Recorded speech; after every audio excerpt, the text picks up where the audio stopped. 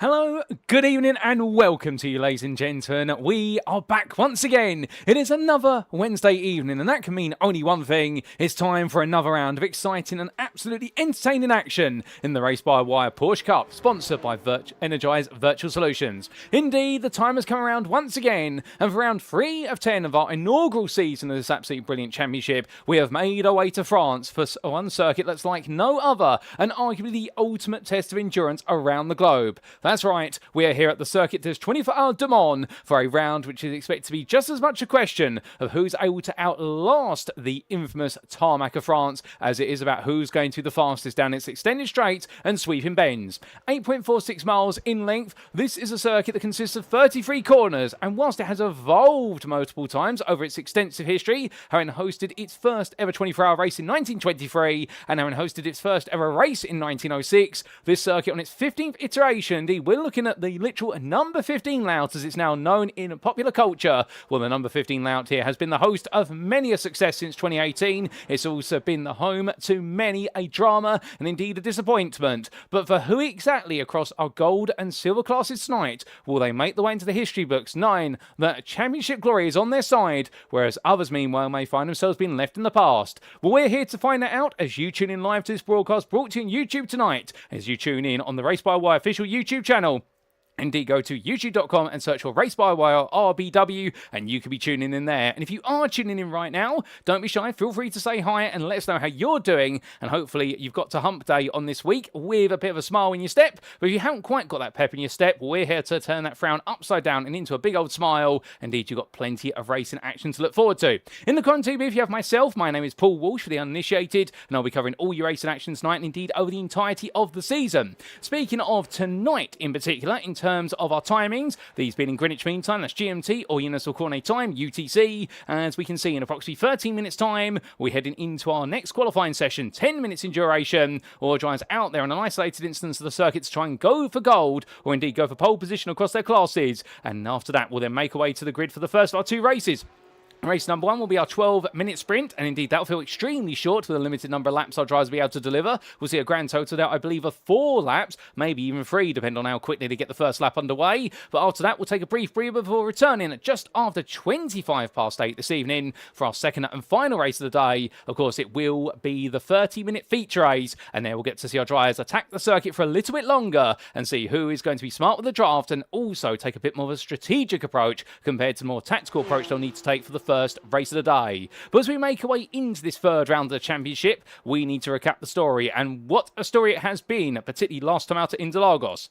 Because as we can see, we have now made our way back into the full stream. We had our Christmas break after round number 1, all the way back on the 17th of December at the Miami International Autodrome. That was back in 2025. Indeed, we've left that year behind, and goodness me, has it been some time. But a month later, we are now here for round number 3, because it is the 14th of January 2026, and we are at Le Mans. But prior to this, we were in Brazil last time out, and at the Autodrome Jose Carlos Pache, well, the Brazilian Grand Prix circuit definitely delivered some absolutely sensational drama, and perhaps the better way to summarise it, rather than looking at this screen, is to make our way directly into our championship standings and explain exactly what's happened, because in gold class, well, things have stayed relatively stable so long as you look at the very top driver of the class. Meanwhile, in the silver class, where it's all been shaken, it's stirred, it's been turned upside down. So let's jump right into those drivers' championship standings, because as we can see, here are the gold class championship standings after 2 rounds, and it's Oscar Berntsson who leads the way for Ice Cold Racing, powered by Maxim Racing, on 77 points to his teammate and Matt Strand, who's on 64. However,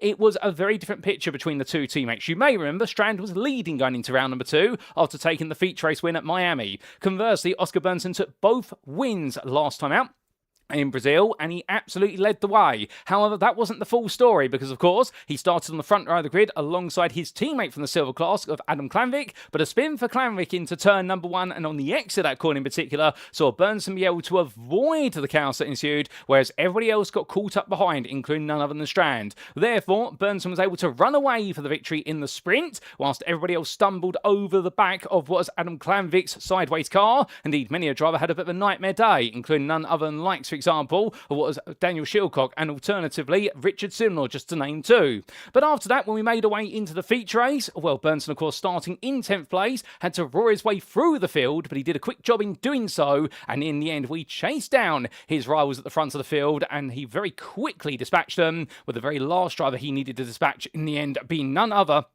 And then what was Josh Boot, who proved the point, which is he's not just there to make up the field, and Boot indeed did keep Berntsson honest for a few laps, but Berntsson in the end was able to run away for his third win of the season. So from the top two then, what's the story elsewhere? Well, for Joe Newman, we found him right in the thick of the fight, and he did love our analogy to say that he's a bit of the Jason Plato from the Super Touring era of the BTCC on the grid, and his antics definitely moved him into third place. He's on 55 points at Empire Motorsport ahead of Richard Simnor for DCW Racing Blue, who's 3 points behind. Kim Andre Bjorn, meanwhile, the Sim Racing Norway driver, well, he had a bit of a challenging day in the office compared to what he would have liked. However, he did scrap a good haul of points in the round, and he's moved up to 5th, head of Mikey Pollard right now, based on result countback. The film BIL.NO Ferrell Sport Racing driver, meanwhile, well, he definitely had to fight for every point in Brazil, with the opening sprint race really seeing a big torpedo being sent his way when it came to what was his opportunities to finish inside the top 5, and in the second race of the day, it was a similar picture where he had to fight for every place he gained and lost. Daniel Shilcock, Andy Jones, Josh Boot and Gavin Petty round off that top 10, with Boot having a sizable points injection, having missed the season opening round. Indeed, that becomes his drop score for the season, but that second place in the feature race added to his great performance in what was the sprint race, and therefore Boots definitely started off his season strong. Outside that top 10, well, it's a result countback that forces Casper Tunstead into 11th for Peak Sim Racing, albeit things not quite going alright by comparison with some of his peers, and of course Gavin Petty making that debut last time out did pick up a rather sizable share of points, and Ryan Davies meanwhile sits in 12th for Empire Motorsport, only a point ahead of Nick Clibbins, with Clibbins having another difficult day at the office to add to his woes for Miami, and then Paddy Falconer there will complete the run of drivers with points to their name in 14th place, yet score any points, Andy Archer, Helder Gonzalez, Ryan Walker and Simon Bamber. But then we come to the silver class standings, and well, Adam Klanvik was the name at the top coming away from Miami and into the Christmas break. After Brazil, however, look at this. Glenn Grundalairs now takes the lead after bringing home back-to-back victories last time out, matching the back-to-back victories and none other than Klanvik at what was Miami. However, the opposite was true as well, where it all went well for Grundalairs, it went entirely wrong for Klanvik, who had that incredible pole position in the class and second on the overall grid, but a spin straight away out of turn of 1 meant in the end he was battling for the scraps of the points all the way through the remainder of the day. And whilst things did settle down towards the end of the sprint race for him in the feature, things did not settle down and he was involved in the thick of the fighting.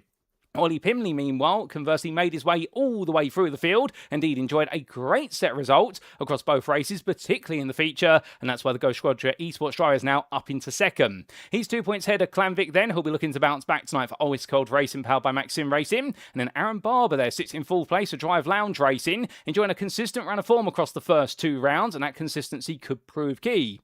Krista Halsoy sits in 5th for Tractics Racing, and Halsoy, well, you've got to feel for him because he definitely looked quick at Interlagos, but unfortunately, just as quick as his pace was, he was also very quick to be relegated down the order with mid-race instance, particularly a trip wide at turn of 1 midway through the feature race.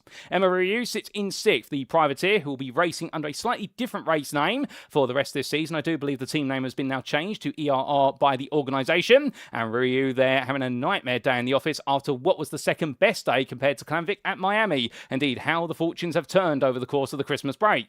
Alan McCain sits 7th for iRace Esports. He'll be hoping for a little bit more of a charge today, given the fact he's been finding those results little by little, but he hasn't quite hit his stride yet. And Chris Cole, another victim of the difficulties in Interlagos, and he's dropped down to 8th place after what has really been the third best driver at Miami. Matt Spurrell and David Bigdyke complete your top 10, and behind the HRT Nexus Race and DCW Racing Red drivers, we have Nicholas Gronstrom in 11th, who's yet to land a big score, but is proving consistent, and the same for Nido Braun, the film BIL.NO Ferrell Sport Racing driver in the end. We definitely had a great result in what was the sprint race, however, in what was the feature race, it all went a bit too wrong. Timo Gartner, Burton Torfs and Alexandre Longieu round off your top 15 with the Blue Mercure racing driver there making his debut at Interlagos. It was a bit of a rough debut, however, and I think he'll be hoping that things are a little bit smoother today. But he's ahead of Ben Seaver and Matty Wild, both for DCW Racing Yellow, and Matty Wild, who made several places at the start of what was the feature race and also in the sprint, but in the feature race he lost those places as quickly as he gained them. Unfortunately, it wasn't caught on camera, but Matty Wild is definitely fired up for tonight. Rob Van Hout also there. Fabrizio Penzo and Mirzam Yutsupov complete your top 20, and outside the top 20 with 3 points is Mark Collicott, and yet to score any points is Dave Van Dam for GT3 Dave. So that's how the standing stand coming into round number 3, and now let's talk a little bit about our present day circuit. It is of course the Le Mans circuit, known as the Circuit des 24 de Mans in full, and we are running the official 24 Hours of Le Mans layout. Located near the town with which it bears its name, albeit many of the corners of this circuit named after the towns which they run through. Indeed, turns 14 and 15 are named Mulsanne because they actually run through the dead centre of Mulsanne village, and indeed Le Mans is just one of the multiple townships that are encompassed within the entirety of this circuit. Located in the south sector of the Pays de Loire region of France, well, this circuit indeed needs no introduction, and we won't dwell too long on it, but big thank you to iRacing.com, not just for the brilliant simulator, but also the absolutely fantastic track maps that come with it. And we can see from this track map here that this circuit, well, it's two-dimensional in the picture, and it is going to feel very two-dimensional when our drivers make their way out there, because there is very little elevation change at this circuit, albeit that's not to say there's no elevation change, and the Mulsanne Straight in particular does have very subtle elevation changes as they make their way down its free-length entirety. But beyond that, of course, we have the sweeping bends that open up that, the S's of turns 5, 6 and 7 that elongate into Tetra Rouge. We also have the chicane at Dunlop at turns 2 and 3, albeit the Dunlop Bridge being replaced as of 2026. And we also have on the latter end of the lap the run from Mulsanne all the way down towards Indianapolis, which is where we will see the laps only go from straights all the way through to an elongated sequence of curves, starting the Porsche curves of turns 23, 24 and 25, then the Corvette curves of 26 through to 29, and completing the Ford chicanes of turns 30 through to 33. So there's a little something for everybody around here, and indeed with those long straights you can imagine the slipstream is just going to be as valuable as being the quickest in the corners at the end of the lap. But as we get ready to go racing today, a quick reminder of the rules for the uninitiated. This is an open setup series where drivers have the option of bringing a setup of their choosing to each and every session on race day. In terms of qualifying, it's a closed qualifying format where drivers will have 4 flying laps available to them within the 10-minute time limit. However, do keep in mind there is no overtime, and with the length of the lap around here being the best part of almost 4 minutes, I suspect the reality is we will see our drivers only get in 2 laps at most. As for the race, well, the grid shall be set for the sprint race based on qualifying, that's a given, and when we do go to the feature race, it'll be set based on the results of the sprint, but we invert the top 10 finishing positions to create your starting order. So what that means is the winner of the sprint race, they start 10th on the grid for the purposes of what will be the feature, and then we continue that inversion all the way down to the 10th place finisher of the sprint. They start on pole, and meanwhile those who finish 11th and downwards, you guessed it right, that's exactly where they start for the purposes of the feature race. Now both races shall commence by a standing start, as is a tradition of Porsche Cup racing, and drivers shall receive a drive-through penalty if they accumulate 17 or more instant points. But as we make our way back to circuit side, ladies and gentlemen, we do need to just give a big thank you to our title sponsor for this season, and that is Energise Virtual Solutions. Now, the company, EVS, is a software consultancy whose aim is to meet the demands of bespoke product services and development. Where it's a completely new project or consultancy assistance on existing projects, Energise Virtual Solutions will be working alongside you every step of the way. So if you'd like to know more about the company and the products and offerings they have, well, do head to their website of energisevirtual.com to find out more. And a big thank you to Energise Virtual Solutions for being a part of this series and being our title sponsor. But ladies and gentlemen, as all drivers head on through, we're not too far away from seeing who is going to put themselves out there on pole position. We are only 2 minutes away right now, as we do see Emma Ryu in the lovely liveried number 33, currently the fastest of our silver drivers. However, understandably, this is just practice. And, well, practice may make perfect, but perfection is when you do it in the qualifying session itself, and that's why a lot of drivers will not be taking too much heed of this right now, as we do see Glenn Gondoliers making his way across that timeline. And Gondoliers right now, well, he'll be thinking to himself that things are looking quite bright. However, he's got to make sure that he continues this momentum when he goes into qualifying, because he wasn't the fastest driver at Miami, and he wasn't the fastest driver at Interlagos either. However, he was the most consistent in the Interlagos races, and that's why he was able to avoid all the chaos and carnage that occurred, and therefore was able to make sure he netted those 2 wins. And there's something to be said over a 10-round season about being the driver who's involved in perhaps the least number of incidents, and on top of that, being able to essentially just steer clear of the danger and bring yourself home to what can be victory. But I do believe, as we say hello there to Fisco Cisco44, I do believe that's how you say your name, or F Cisco, one of the two. I do apologise, good sorry, madam, if I've got that wrong and butchered it. But saying there that Dave will debut today, and I do see, looking at my commentator booth window, that we do have Dave and Dam out there in the pit lane right now, getting ready to go as well, which is absolutely fantastic to see. So we're going to have Dave out there giving it his all, and we look forward to seeing what he is going to be able to show with regards to our drivers in that silver class. But as all drivers get themselves firmly set, we're not too far away from going green flag racing, ladies and gentlemen, and when we do, I can promise you one thing, it is going to be absolutely exciting. It's going to be ecstatic. It's going to be full of energy, much like our title sponsor. But with only 30 seconds left before we do go into that qualifying session, we do apologise there for the overlay just refreshing itself. Don't worry, don't think that you need to adjust your TV set or your PC screen. That's on our back end there because some data was being reloaded, and I do believe that's all been sorted now. And whilst other drivers decide to park up, they know what time it is. We all know what time it is, ladies and gentlemen. It is time in 10 seconds for qualifying here at Le Mans, and who is going to be the one to put themselves on pole in our classes? Will it truly matter? Well, we'll discuss that more in qualifying. Here we go then, ladies and gentlemen. It's time for 10 minutes. Let's see who's going to put themselves on the front row of the grid.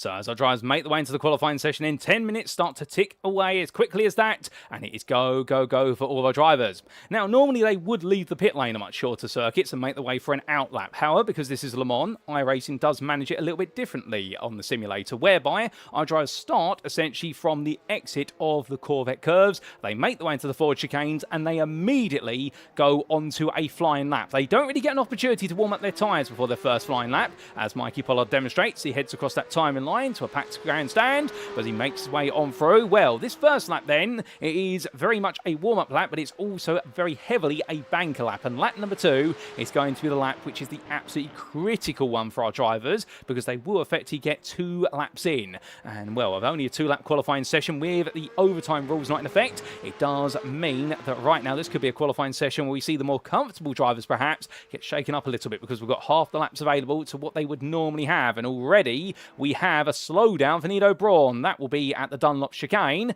and I do believe that slowdown, that is going to invalidate the lap immediately. So as quick as that, he's now down to what will be his second and final lap, and he'll need to use this lap as a warm-up pace setting lap. And of course, for any driver here right now with 2 laps available, some will decide to go all in, some will decide to take it carefully. But coming back to the question I alluded to just before we did go into this qualifying session, how important is qualifying at Le Mans? Well, for a much longer race around here, if it's a 24-hour race, it can be less important for the simple reason the fact that 24 hours is a very long time in a motorsport race. When you do have a 12-minute and a 30-minute race around here, well, qualifying is going to be quite relevant for the sprint race, but grid position for the feature, it is very dependent on where you find yourself in the pack and who you end up in the company of. Now, the reason for that is because we have the long stretch of the straight, such as the Mulsanne, which Matt Sparrell makes his way into the first chicane of here. These chicanes introduced in order to lower the speeds of cars, particularly prototypes, making their way along here towards the end of the 1990s, if my memory serves me correctly, because, of course, there were infamous moments, perhaps the most notable one being the Mercedes CLK GTR of Mark Webber at the time, taking flight down the second part of the Mulsanne. And that was because of the fact this used to be a 3-mile stretch of road with no chicane whatsoever in it, no braking zone until the very end of the straight at Mulsanne Corner. So the chicanes were added there to prevent cars from getting to speeds in excess of 200 miles an hour. And well, it's worked because we've had nowhere near as major an incident where we've seen a car take liftoff due to the airflow under the car essentially outweighing the airflow or the downforce pushing the car down. But still, that's a little bit of history. We're going off topic. So in terms of the importance of qualifying, well, with these long straights, what you do have is the ability to draft off the cars in front. Now, that can be useful for fuel saving. You may intentionally actually underfuel the car in order to lighten it a little bit and get the fuel back when you do go green flag racing, particularly for in that feature race, because we're not expecting any pit stops whatsoever in the races. But importantly, if you start behind a driver, by the time you get to the end of the first part of the Mulsanne straight, you may be ahead of them, because the draft will essentially enable you to get on through. And you can rinse and repeat that for the best part of what is 4 major occasions, from the start of the Mulsanne at the exit of Tetra Rouge all the way through in towards Indianapolis, which we we do see Berntsson make his way into, and this is where you then need to settle the fight for those positions down. However, as Torfs makes his way through the corner, well, understandably, what Torfs will be thinking about here, and indeed everybody else, is that he clears an arch. Well, what could happen here on the exit, because we have got another long run in towards the Porsche curves? Well, by the end of this run, you do need to settle down your battling, because then you've got the Porsche curves, and it's only really one wide unless you want to be absolutely forceful, and you can never rule that out, of course, and that's why grid position may not be as critical. But it can be caveated with the fact that depending on who you find yourself with, some drivers will be much more accommodating, whereby they'll essentially go, okay, well, there's no point really fighting until we get to the end of all the long straights and getting towards the end of the race, because otherwise we're just going to lose the cars in front of us. Conversely, some drivers may decide to fight quite hard and actually start to split the field. And it's that fighting which is the big question mark that drivers will need to deal with. And of course, we've had plenty of fighting this season, both in our season opener at Miami and in the follow-up at Interlagos. But will we see our drivers decide to put the proverbial boxing gloves of motorsport away today until the very end of the races? Or will they get them out early? We will have to see. Now, in terms of car setup as well, and this is naturally a minimum downforce circuit, given at the length of the straight. But don't be surprised. It's all could it be. That was a hop and a skip for Berntsson. Says he went very sideways coming out of the forward chicanes. But don't be surprised that you see a few drivers opt to run what is a tiny bit more rear wing just to settle the rear end of the car down. But without further ado, ladies and gentlemen, as our drivers come across the line, we're going to look to Richard Simnor here to take us around for a flying lap of the Le Mans circuit. So making his way then onto his second and final flying lap, heading up through Dunlop curve, using all the runoff area there, so long as he keeps two wheels on that white line, and through the opening corner, and hard as the brakes he goes, all the way down to third. Chunks the car to the first apex, then to the second, as you can see the pogo effect there of the suspension off of the high curbing. But as he now makes his way down through the S's into turns 5, 6 and 7, it's left, right, left here as he now puts the brakes on briefly, drops to fourth gear, holds it steady, and now full throttle as he exits out and blasts his way in towards Sector Rouge at turn number 8. Looks to his left-hand side for his brake marker. Dabbed the brake, shot from 5th to 4th, chucked the car in. Has he kept it in track limits? Yes, he has. He's just kept two wheels there on the exit curb. That's a valid lap now. Simnor makes his way all the way down the first part of Mulsanne, and at this point he can take a deep breath. Now, of course, he builds up the speed there. You can see heading upwards of 170 miles an hour already. He's only halfway down the first stretch, but he gets a bit of a breather, but he's got to remember his braking zones at this point. Looks to his left-hand side, and he'll be looking for his marker. It'll be about 200 metres from corner apex that he'll go onto the brakes. And as he does so, hard on the anchors there, all the way trail braking down from 6th to 3rd. And as he comes on through the first chicane, lets the car run out wide and then straightens up on exit and goes full throttle. And that's the second part of the straight here. This second part being known for the fact that off to the right-hand side there is an actual hidden golf course down there, which is surrounded by the circuit. Keeping in mind, of course, this circuit is a combination of dedicated paved road for racing and also public roads, of which we are currently on one. You can see that by the road markings. Coming down in towards the braking zone then for the second of the Mulsanne chicanes. Well, he'll be braking about 175 metres from corner apex a little bit later as he trail brakes his way all the way down to second gear. It's a tighter chicane, this one. And now back on full throttle as he makes his way past the rest of the golf course and upwards towards Mulsanne corner. Now, this is the shortest of the three runs, and what you'll notice is now the circuit actually starts to point slightly downwards here, a bit of an elevation drop, but by no more than approximately what will be half a metre in totality as he rises up again, and then it comes down at once more. And as he makes his way into the braking zone here for Mulsanne, braking over the apex of 14 to open up turn number 15, all the way down to second gear, and as he exits out, takes a lot of apex curve there, the car bouncing around, and will now make it his way all the way up towards what will be Indianapolis. This is a flat-out run. There are no chicanes along here. There are two very gentle curves, and this is where we can expect 2, 3, perhaps even 4 wide in the race, particularly towards the end of it for those who stayed together at the very front of the field. But the DCW Racing Blue driver right now is all by his lonesome with 2.5 minutes in this session to go. He'll make it to the end, but he comes down into Indianapolis. Looks to his left for his brake marker, braking at about 150 metres from the start point, and now coming all the way down to third gear as he chucks it into left-hander. Absolutely pitch perfect there from Simnor, and now going in towards Arnage. Looks to his left, brakes nice and early, 100 metres on the corner apex, down to second gear,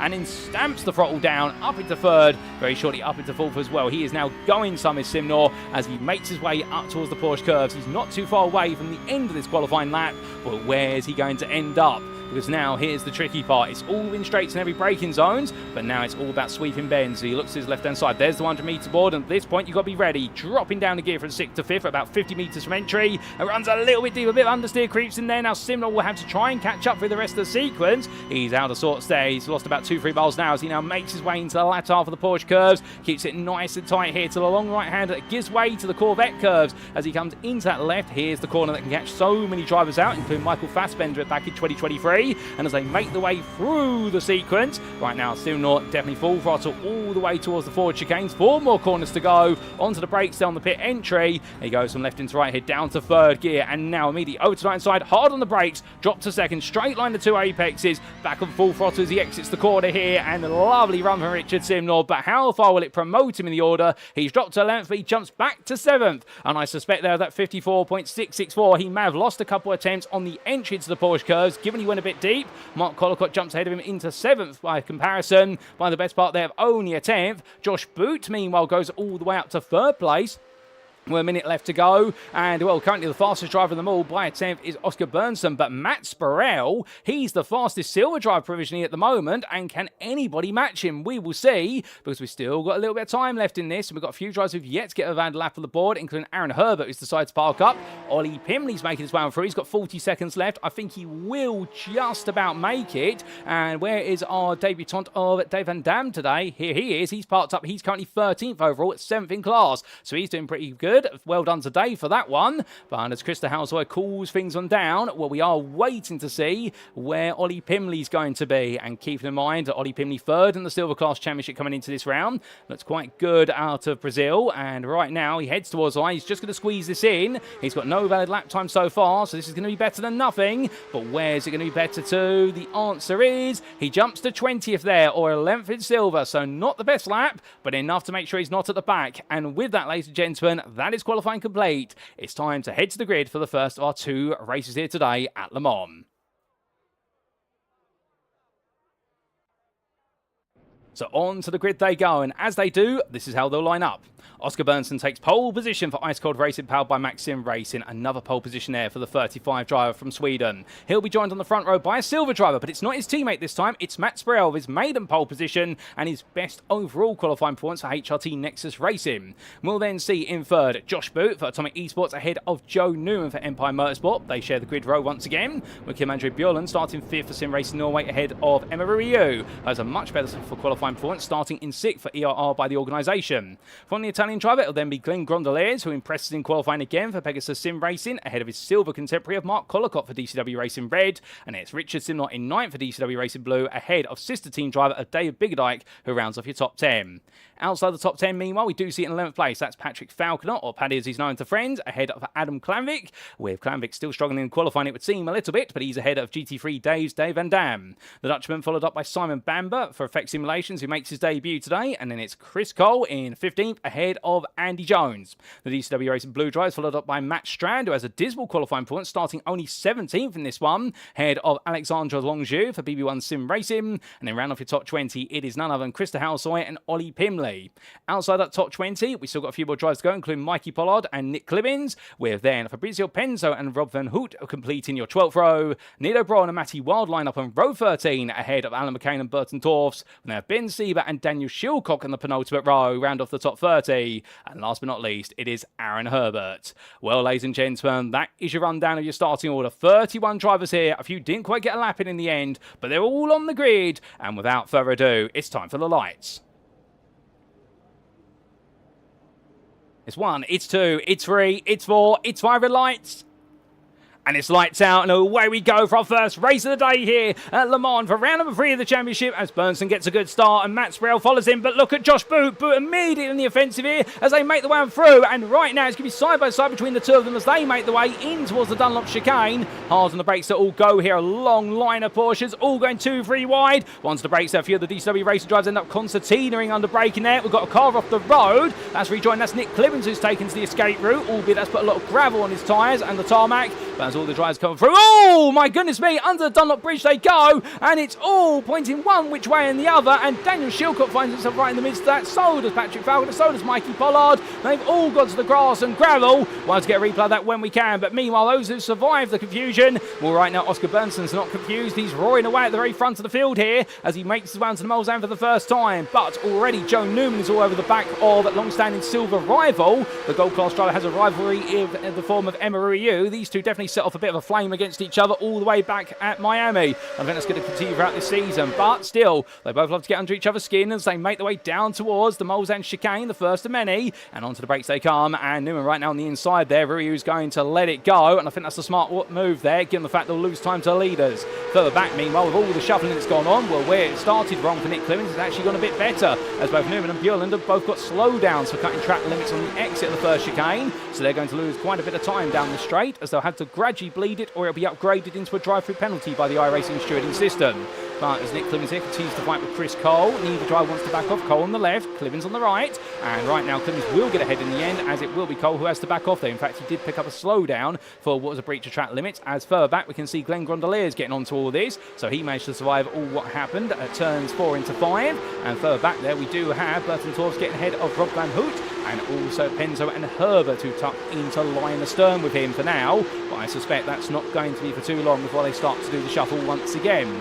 But back to the front of the field, and Oscar Berntsson has Josh Boot getting closer and closer. Boot right now giving him a little bit of a bump draft there, coming down towards the Mulsanne corner, but as they come hard onto the brakes, Boot knows to back off, but it's then Matt Sprell and Emma Ryu who complete that top 4. Sprell, they're running very wide. He'll get away with that, but there will be an instant point to his name. He won't pick up too many of those because those quickly accumulate, particularly when you start experiencing contacts with other drivers. But looking a bit further back, we can see Bjorlund, Simnor and Bamber there trying to push each other along here. And right now, with the Effect Simulations driver, he knows the DCW racing team like the back of his hand. And I'll tell you one thing, they may be friends off the circuit, but they're fierce rivals on the circuit. And right now, Bamber is really pushing Simnor Bjorlund forward here. As you can see, Simnor having to go up the inside there, and right now Bamber's not going to be able to get involved, but Richard Simnor does get ahead, under braking in towards Indianapolis. That's an important move. That'll move them a little bit closer to the likes of Mark Collicott now as they come down in towards Arnage. As further back, Joe Newman here having to go hard defensive versus Dave Van Dam as he goes up on 2 wheels, and Newman's around there, takes way too much curve, and they sequence their way out of the way. There's a bit of contact there for Glenn Gondoliers, but they just about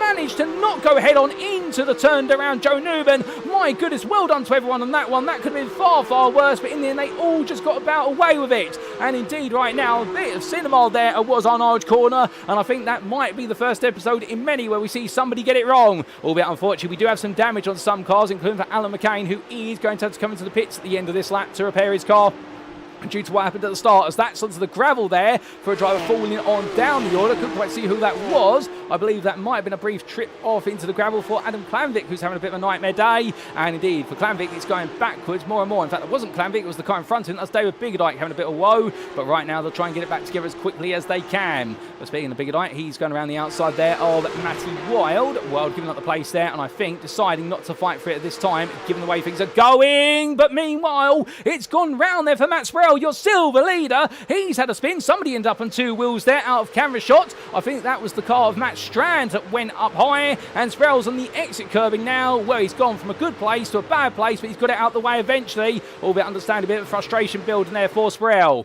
But after one lap as they come down from Dunlop again, it's Oscar Berntsson who leads ahead of Josh Boot. Your top 2 are both gold drivers. Emma Ryu, meanwhile, is your 3rd place driver, but silver leader ahead of Mark Collicott, who's 4th, and the best part of 1.5 seconds behind. The DCW Racing red driver then followed up by Richard Simnor, who's in 5th, ahead of Kim Andre Bjorlund, who's got a slowdown, so he gives way to Andy Jones. And then we do see Simon Bamber, who will be making his way onto the back of Bjorlund in short order, ahead of Dave Van Dam, who on his debut, well, he may have started in 7th place in the silver class, but he's up into 3rd right now. And if he carries this on with his consistency, the triple free driver, well, that'd be quite poetic, would it not? Because all of his door numbers will add up to 9. That's a 9th place overall, and indeed with all the frees, he'll be 3rd place in silver. I think he'll be going for 2nd or 1st in the class, but if he finishes third there. That'll be a coincidence. Matt Strand, meanwhile, completes your top 10 behind with Nick Clibbens hot on his heels. And we see a bit of fighting further back. Ollie Pimley versus Glenn Grondeliers as they fight over fourth place in the silver class here. And Grondeliers will get ahead for a brief moment.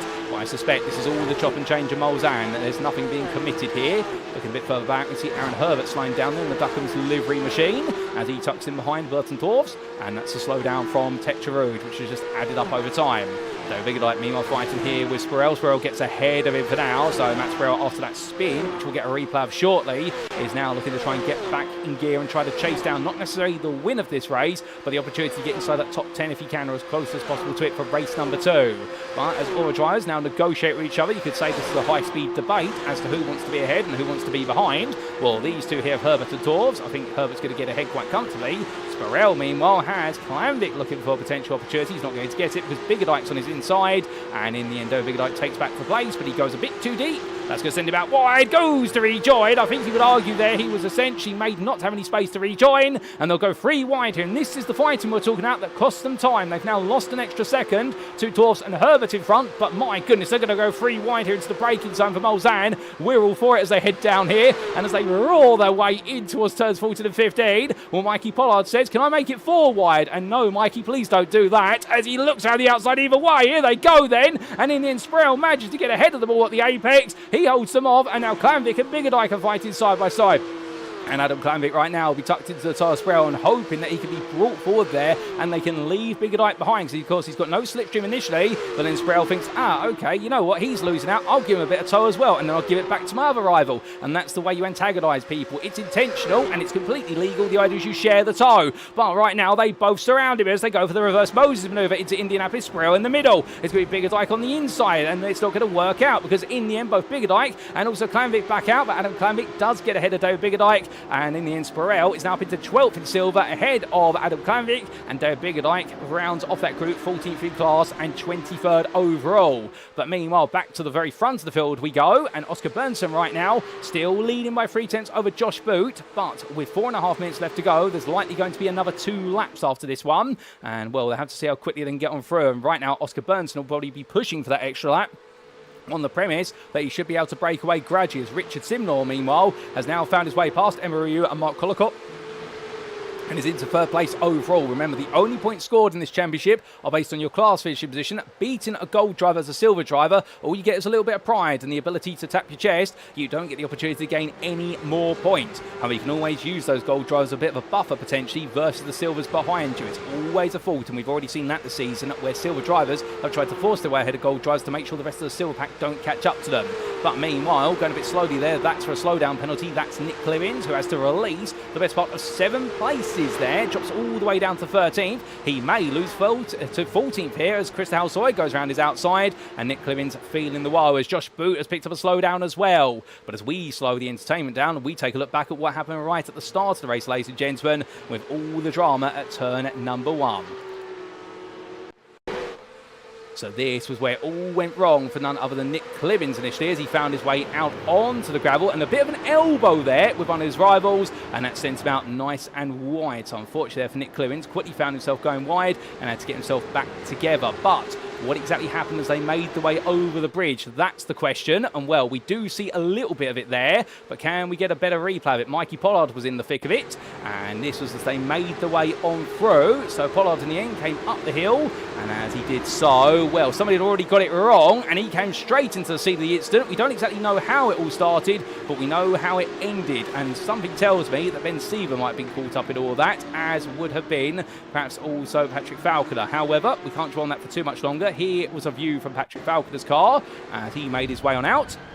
And my goodness, it was 3 wide there. And in the end, 2 cars got pinched with 1. And Falconer tried to go around the outside of it all and got turned there. And that explains, I think Glenn Grondeliers was the man who was caught up right in the middle of the sandwich. And Patrick Falconer went round once. And he went round again for the indiscretion. And well, with that, we come back to your live pictures. I think Glenn Grondeliers might be the man who knows the answer as to why he found himself right in the middle of all that. But my goodness me, what a moment between them all. As meanwhile, we do look here to Aaron Herbert as he battles side by side with Rob Van Hout as they roar the way down down once again. We're back to your live pictures. 2 minutes left on the clock.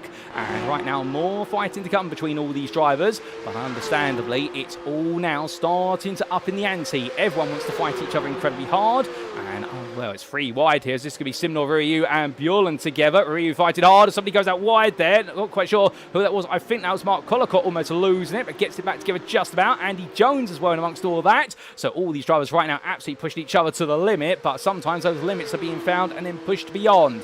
However, we do hope they're all able just to keep it clean a little bit longer, because my goodness, is it getting fast? It is getting furious as Richard Simnor right now keeps Ryu and Bjorlund behind him. 3 wide they go, however, as Commander Bjorlund tries to go up the inside. He does find some space there, and now making his way in towards Indianapolis, where it is going to be Bjorlund on the inside, defending hard, and Ryu, meanwhile, it's going to be going up the inside of the pair of them there. So Emma Ryu moves back into 3rd overall, as Simnor now fights his way back past Bjorlund. So Bjorlund risked it all, and in the end, he couldn't quite land it, but there's still more to go. With a minute left on the clock, we could be getting that full flap in, and I can't see the white flag waving out of my commentary booth window, ladies and gentlemen. I think we are squeezing in an extra lap here, so we are going to have quite an extended first race of the day to the tune of an extra 3 minutes. But as they all cover through, well, right now Ryu still fighting with Simnor and Bjorlund. Understandably, I think Ryu wants to try and keep his gold drives behind to force Mark Collicott away, but Simnor's going to be up the inside there into the Porsche curves. Bjorlund and Jones will follow as Collicott and Bamber are fighting side by side, and Mark Collicott right now lets Bamber go immediately there, respecting the fact that Simon Bamber is the faster driver. He doesn't need to fight this. Further back, Silver's fighting a plenty, as we can see here. Torfs, Van Hoot and also Herbert getting together. That's 8th place in class. But back to the very front here with 24 seconds left on the clock. Oscar Berntsson makes his way into the forward chicanes. And as he sweeps his way from left to right and then left into right once again, well, we are not seeing the checker flag. We are going one more time, ladies and gentlemen. So without further ado, it is one more trip around Le Mans for this sprint race. We will get a full flap on the board, and anybody who was hoping that this race was over, well, they're sorely mistaken, as Josh Boot makes his way past our cameraman in 2nd place. He right now is falling away from Berntsson, but it's comfortably clear of Simnor, who's 5 seconds back, and it's really now the big fight for who's going to finish 3rd on the overall podium and also take the win in what will be the silver class. Those are the questions we are waiting for an answer for, as Mark Collicott has picked up a slowdown for what has been the exit of the forward chicanes. So Collicott's going to fall backwards, and that's not going to help him whatsoever in his journey, because that's going to push him closer to Dave Van Dam, who right now is just getting closer and closer as we ride on board with the GT3 Dave driver. And make his way all the way out towards Tetra. If he gets this right, he may just have an opportunity here to go on the offensive into what will be Mulsanne. We're going to stay on board for a bit of time. But it does seem as though Dave Van Dam right now doing everything right here, whereas other drivers seem to be getting it wrong. And I suspect his whole game plan here has just been to stay out of trouble and make sure he doesn't put a foot astray. But down the straight he comes then, and as he does so, well, into the toe of Strand, knowing that Collicott's the target here as he heads towards the limiter. Van Dam looking down the inside, and he'll be hoping that Strand just lets it go, but in the end, in fact, has to lift off there and respects the fact that Strand is just a little bit too quick. That might be a little bit of more rear wing on Van Dam's car by comparison. Meanwhile, Burton Torfs here, Rob Van Held and also Herbert, they're all trying to go 3 wide. Torfs is on the left. Meanwhile, that is going to be Herbert behind him, and then Van Hoot is on the right of your picture. Herbert and Van Hoot fight each other, then go through the first chicane, and it's still going to be 2 wide between the 2 of them, as Aaron Herbert in the end makes his way ahead, but now they've got another long stretch of tarmac to go. This is not over yet. Meanwhile, at the end of that second stretch of tarmac, we have the fight for 3rd. It's Simnor, Bjorlund, Ryu, Bamber and Jones. These 5 nose to tail together, and as they head on down, when the clock strikes 0, that means we are definitely seeing the checker flag at the end of this one. But as they come down, we can see that Simon Bamber right now, he's getting a little bit testy here. He wants to fight forward. I think Bamber fancies his chances for 3rd place in this one.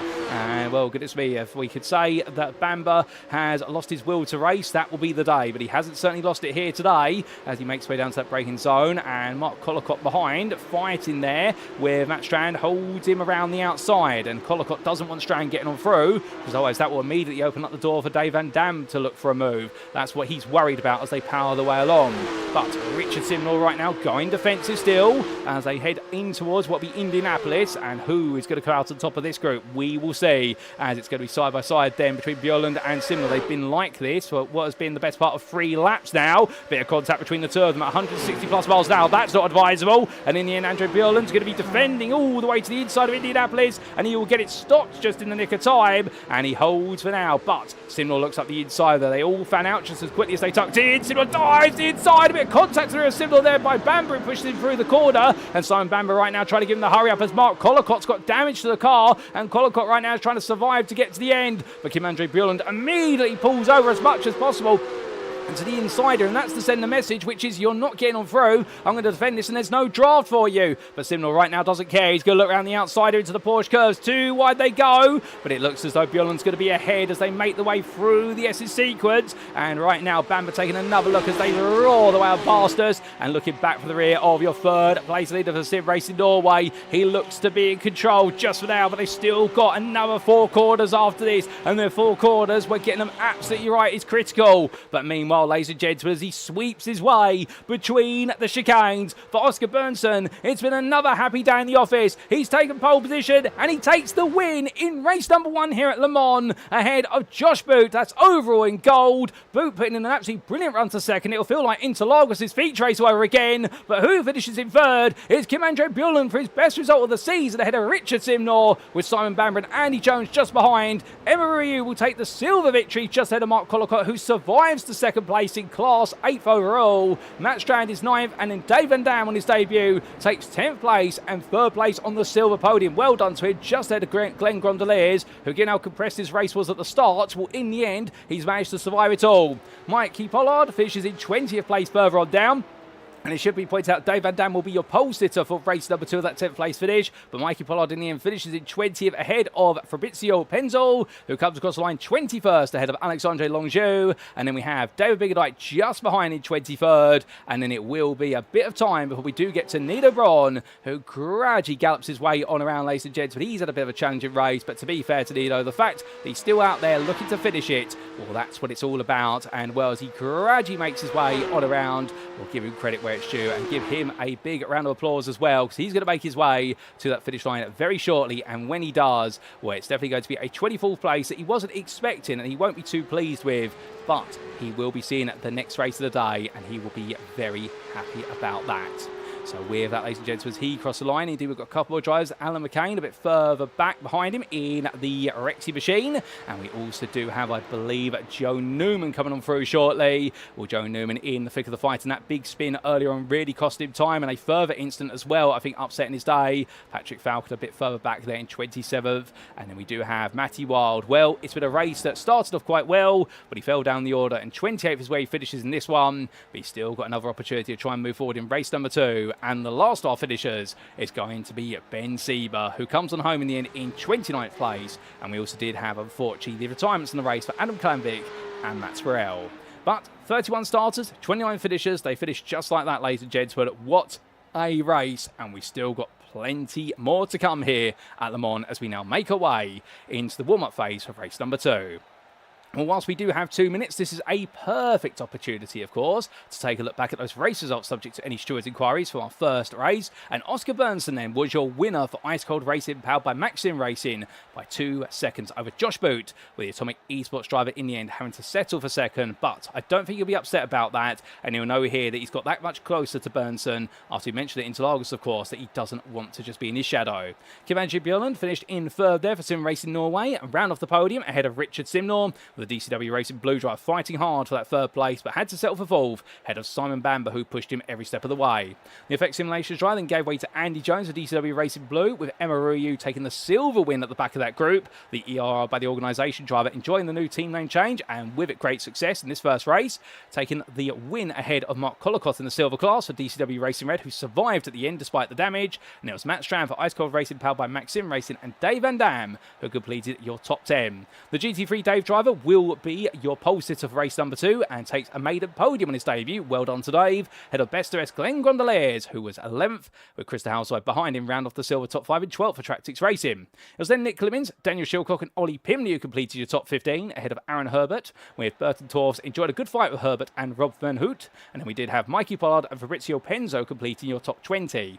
Outside the top 20, it was then Alexandre Longieu, who finished 21st ahead of David Biggerdike, with Chris Cole having a challenging race and finishing 23rd ahead of Nido Braun. And then behind the German is Alan McCain, Joe Newman, Patrick Falconer, Matty Wild and Ben Sieber, who completed your 29 finishers. A lap down when he retired, Adam Klamvik there, a frustrating qualifying session followed up by a dismal race one. And the same can be said for Matt Sporrell, a great qualifying session, but that spin cost him so dearly in terms of the silver win. And now he's got it all to do from the very back of the grid for HRT Nexus Racing.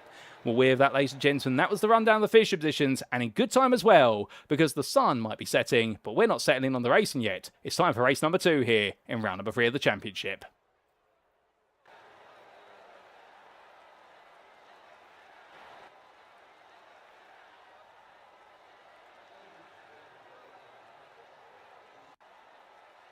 So as we make our way onto the grid once again, let's quickly roll through them. Dave Van Dam takes pole position. That top 10 inversion rewards him silver and overall pole for GT3 Dave. He'll be joined on the front row of the grid by the gold pole sitter Matt Strand for Ice Cold Racing, powered by Maxim Racing. On row 2, we've got Mark Collicott and Emma Ruiu ahead of Andy Jones and Simon Bamber. Expect fighting between them once again. On row number 4, it's going to be Richard Simnott and Kim-Andre Bjorlund, continuing their rivalry from race 1, with Josh Boot and Oscar Berntsson completing that top 10 inversion and rounding off that starting order of your top 10 rows. Outside of them, top 5 rows I should say, outside them, row 6, it's Glenn Gondoliers and Krista Halsoy, ahead of none other than Nick Clemens and Daniel Shilcock, with Ollie Pimley and Aaron Herbert on row 8, ahead of Burton Dorves and Rob Van Hoot. We then have completing your top 20, Mikey Pollard and Fabrizio Penzel, and then we have on row number 11, Alexandra Longjou, ahead of Dave Biggerdike, with Chris Cole and none other than what is Neil O'Brien on row number 12. But we're going to have to stop it there, ladies and gentlemen, because the grid is set, and here we go once again for the second and final time today, as here come the lights.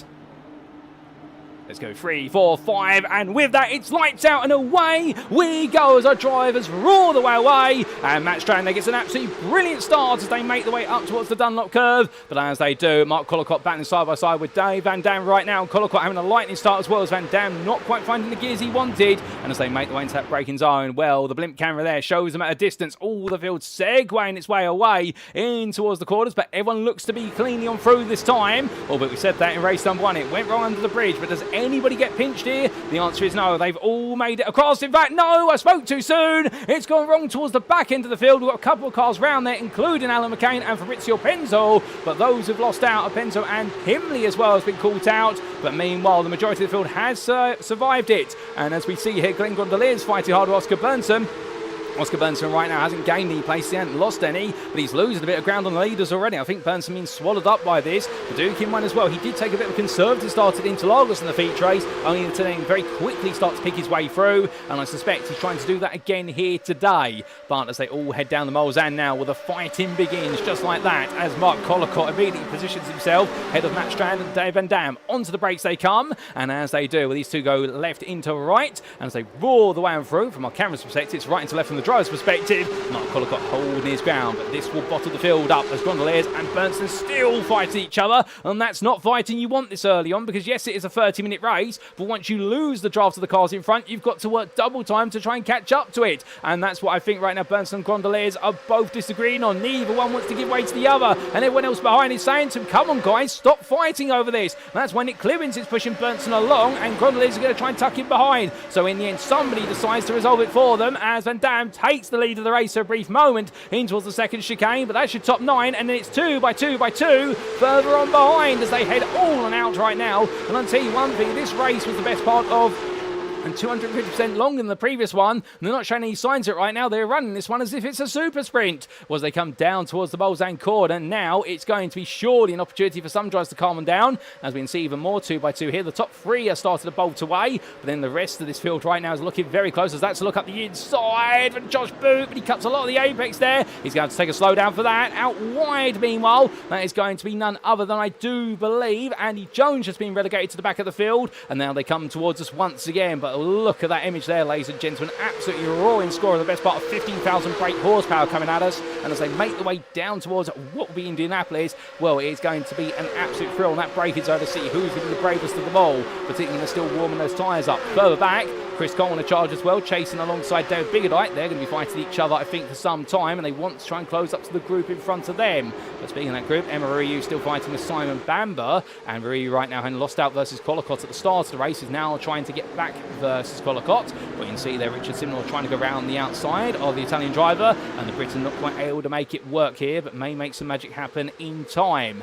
But this field is refusing to calm down at the moment, and everybody wants to stay in this group for as long as they can. The longer you can stay in the train, the better. However, at some point, someone's got to give, and we'll start to see them separate out. Or perhaps they won't, and we're going to have a good 30 minutes here. We're going to have 20 plus cars all running nose to tail. That would definitely be absolutely incredible here, but I suspect that's wishful thinking as time goes on, and not because I'm doubting the drivers, just because naturally some drivers are going to fall off the pace as time goes on, as Oscar Berntsson is still caught up here, battling in the second group effectively, although noticeably it does seem as though Daniel Schilcock has fallen backwards a little bit. From what was 8th, he has fallen back into the clutches of this group, and well, we can see Josh Boot as well, that slowdown has fallen backwards into this. He's in 12th now, so therefore there is a bit of shuffling going on. He is bringing them all back together, but after one lap, what an open lap this has been.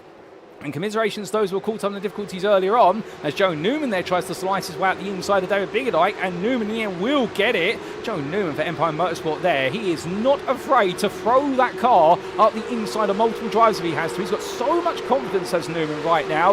He definitely right now, I think, has so much confidence compared to everybody else. He can outbrake anybody and just lull them into a full sense of security. But as we come towards lap number 2, well, Dave Van Dam still leads overall in silver ahead of your gold leader Matt Strand. Simon Bamber is third ahead of Richard Simnor, followed by Kim-Andre Bjorlund. Remember, Ryu is in 6th place ahead of Andy Jones, with Mark Collicott in 8th. And then we do have Daniel Schilcock and Oscar Berntsson completing that top 10, with best the rest driver Glenn Gondoliers. And finally, after a whole lap, the Pegasus Sim Racing driver has decided to let Berntsson on go, or Bernsson's outpaced him. You decide which one of those interpretations you want to take, ladies and gents, because I think both drivers have got their own faults in it. They've been racing each other firm but fairly, to be fair. And now as they make the one to lap number 2, I think we'll see peace between them, and they'll both start to go on their own way, although Gondoliers will hope to have the toe of Berntsson for as long as he possibly can. But as they all head on down this time, we take a look back at what happened right at the start of the race. Now, there was some drama into the Dunlop Bridge, and this was Ollie Pimley firstly. Oh my goodness, that was the trigger then. So Ollie Pimley in contact with, I believe, either Rob Van Hoot or Fabrizio Penzo. We take a look from Van Hoot's perspective. This was the onboard from Van Hoot, the Belgian driver, and as he made his way through, Pimley was there with him, and that was the contact. So Van Hoot would argue that Pimley compressed him at the apex. Meanwhile, I think Pimley would argue that Van Hoot had no space to go with, and he triggered the instant, and that's when Fabrizio Penzo got caught up in it, along with Alan McCain. This was the look from Alan McCain's nose camera. The RS Sports driving the end on the outside here. You can see it all erupting in front, and then suddenly there's a free pack of cars in front, and he has to go on the brakes. He can't quite do so because he gets pushed on by the car behind, and it triggers off a domino effect. Well, back to your live racing we go. Very unfortunate for all those drivers, because if they were still in this pack, I can imagine you'd have all 31 cars running nose to tail at the moment. But as we come back to the end of the Mulsanne Straight here on lap number 2, Matt Strand right now ahead of Richard Simnor, Kim-Andre Bjorlund, Dave Van Dam, and Simon Bamber and Emery Ryu. Strand is trying to bolt away from this right now. If he can get a 2-second gap, he will be safe, as Bjorlund there cut way too much on the Mulsanne curve, and as a result, he's going to be having what will be a slowdown penalty. He's going to have to very gradually serve, but how will Bjorlund do it? Well, he's going to have to lift off the throttle very gently, because he won't be able to simply lift off, as otherwise the other car come through the back of him. But he'll be tactical here, and the idea will be to go to about 90% throttle and just simply lose a little bit of time, but make sure he doesn't lose this group. And that's the hard part of this. You have to be very smart, and of course the stewarding system will know what you're trying to do, and it is going to recalculate that slowdown penalty as Bjorlund falls back to 9th. Glenn Gondoliers, meanwhile, he's now got the second pack, as we do see Christel Sawyer fighting side by side with him. Oh, hold up a second. Somebody's gone to the gravel. That's Daniel Schilcock, who's now been relegated down the order. So Schilcock there, Indianapolis. It was not a combination that went together this time. What's happened to him? Oh my good lord. And Nick Clements there almost going to the tyre barrier coming out of Arnage. I thought he was going straight on into that with no room to play with, as he was battling there with none other than Joe Newman and Oscar Berntsson. Well, Clements making a heart jump out the mouth, I can tell you that. And right now, the RS Esports driver keeping himself together at least for that little bit longer. As we do have a lap down, sadly, Alexandre Longjou and Ollie Pimley, they were the two big losers of that opening lap incident. And, well, sadly, we've still got 29 drivers running, but not those two, the other two that make up our 31. But still, what is done is done. And as we head on towards lap number 3 shortly, well, right now, we have got 2 formations, really, at this point of the race. We have got your top 7, and then we have got everybody else running together. It's absolutely incredible, but some more slowdowns are coming in as Mark Collicott's picked up 1 for track limits on the exit of the Corvette curves, and that's going to drop him down to 8th place surely, and that will be 3rd in silver, and he actually now becomes the head of the second pack of cars. He tries to bleed that entire penalty through the forward chicanes. It's still not going away for Collicott. It will surely by the time he gets towards the Dunlop curve, but what you're seeing is now this has created a 2-second gap to the leaders. So suddenly that top 7 have run away as Collicott still has to burn that penalty, so Grundelaires will go up the inside of him, and now Chris Halsoy will converge it very quickly. It's going to be a silver fight here for what will be full place in class. 3 wide as they come through the chicane. There's a bit of contact there, and Herbert sent sideways. He runs out wide. He goes there towards the curb, and as he does, well, he's going to have to serve a slowdown for that. But he would argue that he's been pushed out there, but he's going to have to serve it. The steering system's not going to say no, and as they roar the way through the S's, well, right now, Joe Newman again getting very feisty as we ride aboard with the 997 driver, the gold, in amongst the silvers, or trying to be, but he's got Oscar Berntsson and Mikey Pollard right behind him, and Berntsson has fallen backwards even further still in this clutch of drivers. And here's the point right now that Oscar Berntsson at this rate or not, as much as he was your race 1 winner, I don't think he's going to have a response here over the remaining 21 minutes to somehow get to that lead group, because that lead group here is only 3 seconds away from this group, but he has to get to the head of this pack as he tries to fight here with Joe Newman, who we're right on board with, and he's got to try and break away with it and gain the time back. That's not going to be easy as Newman right now fights under braking here, and welcome through the chicanes. Joe Newman says to Oscar, look, I know you're the championship leader, but that doesn't give you the right to be ahead of me. I'm instead going to try and stay ahead of you. Let's go racing. Krista Halsoy there now stepping aside. He's going to burn what will be some time, not because of a slowdown, but just simply because he's got no slipstream to work with, whereas Newman has, so he'll come through, and Oscar Berntsson decides to go the other side of him, and immediately Newman sees what Berntsson's up to here. My goodness, Joe Newman and Oscar Berntsson, there's something going on here, and well, I don't think it's politics, but I think right now Joe Newman has set his sights on the championship leader and said, you know what, I'm going to play with him for this entire race and have some fun, and well, as they make the way out, there's nothing wrong with that. He'll do it as legally as he can, but Oscar Berntsson is not going to have an easy day, and I think Newman realises that the ice-cold racing drive right now, if he is to get ahead and get away, he may just run off into the distance. But meanwhile, as we do look back to Patrick Falconer and try to fight with Aaron Herbert, indeed you've got this intermingling of silvers and golds, and it's very hard to tell the difference between each one because they're all putting on such a good story. But roaring away on through, well, Patrick Falconer right now holding it together at least for what time he can do as they roar the way up towards what will be Indianapolis now. There's even still more to come between all these drivers, but I suspect it's just as much fun towards the front of the field as it is towards the very midst and back of the field, as Richard Simler is now your leader, as in fact here we've had a big shuffling of Dave Van Dam down the order. I'm not quite sure how that's happened, but I can tell you one thing, Emery has got ahead of him for now, but Van Dam is right there. Don't worry, he hasn't disappeared off the base of the circuit. He's just fallen back to 6th, and I can imagine this is where the gold drivers of Simnor, Strand, Bamber and Jones have all come through in the slipstream, and essentially Viryu has come through with them as Viryu goes round there into the barrier on the exit of Arnage. Was she aided, or was that the loss of the rear of the car? Well, we'll have to take a look back at that, but either way, Viryu now falls all the way down to what will be the bottom end of the top 15. It could be even greater this right now in terms of losses of places. We will see, but it looks like Viryu does rejoin the race in 12th place, but goodness me, that's going to be a nasty shunt to the front of the car, and with that, that's going to cause quite a bit of aero damage. I wouldn't be surprised if Viryu's now going to be the best part of 3-4 miles an hour down the straight. At the longest ones, perhaps even 5 or 6. That's going to hurt massively for the 33 driver, as meanwhile running deep there, that I believe was the car of Mark Collicott running out wide. And now rejoining, but Collicott makes a small mistake. But goodness me, make no mistake right now. These drivers are all absolutely fired up. And the number 77 in the silver class will ride on the back of Spirell here. And Spirell, of course, the man who put it on pole for the purposes of the sprint, had that spin. Well, Spirell's already made his way all the way from 31st, last on the grid, up to none other than 13th place. Spirell is not wasting any time. He could still theoretically win this. He's got plenty of time to do it, but he's got to get to the head of this group and get them all to race to his orders. That's not going to be easy, as David Biggert, meanwhile, hops and skips his way through the forward chicanes, and in the end, all that bouncing over the curbs, that's going to hurt the suspension. It's going to hurt his speed heading up towards the Dunlop chicane. My goodness, Biggert there. Well, we're showing definitely the suspension of the Porsche could take a hit or two, but I could actually won't be getting away with that too many times if he keeps doing that, as they all bump into each other as they make the way in towards the next lap. And right now it's 2 by 2 as they go, and my goodness, they are giving it everything here, as meanwhile Chris Cole decides to take a bit of an adventure, but oh goodness me, and that's Biggert in contact with Chris Cole, and I think Bigger Dyke was already on his way around, and in the end, Cole's just added flames to the fire, and Bigger Dyke right now back into the gravel there, and he's going to be absolutely fuming at that when he was right in the battles. Well, with that, ladies and gentlemen, we're going to get a replay a few moments, including what happened to David Biggerdyke, and we start off with lap number 2, the incident for Daniel Shilcock.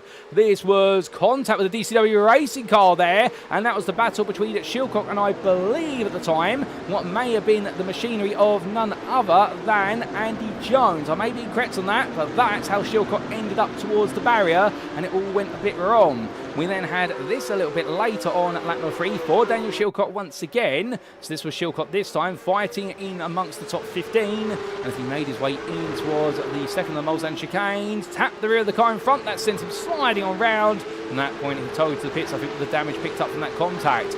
Aaron Herbert, meanwhile, he had this to say into Indianapolis. It went a bit wrong.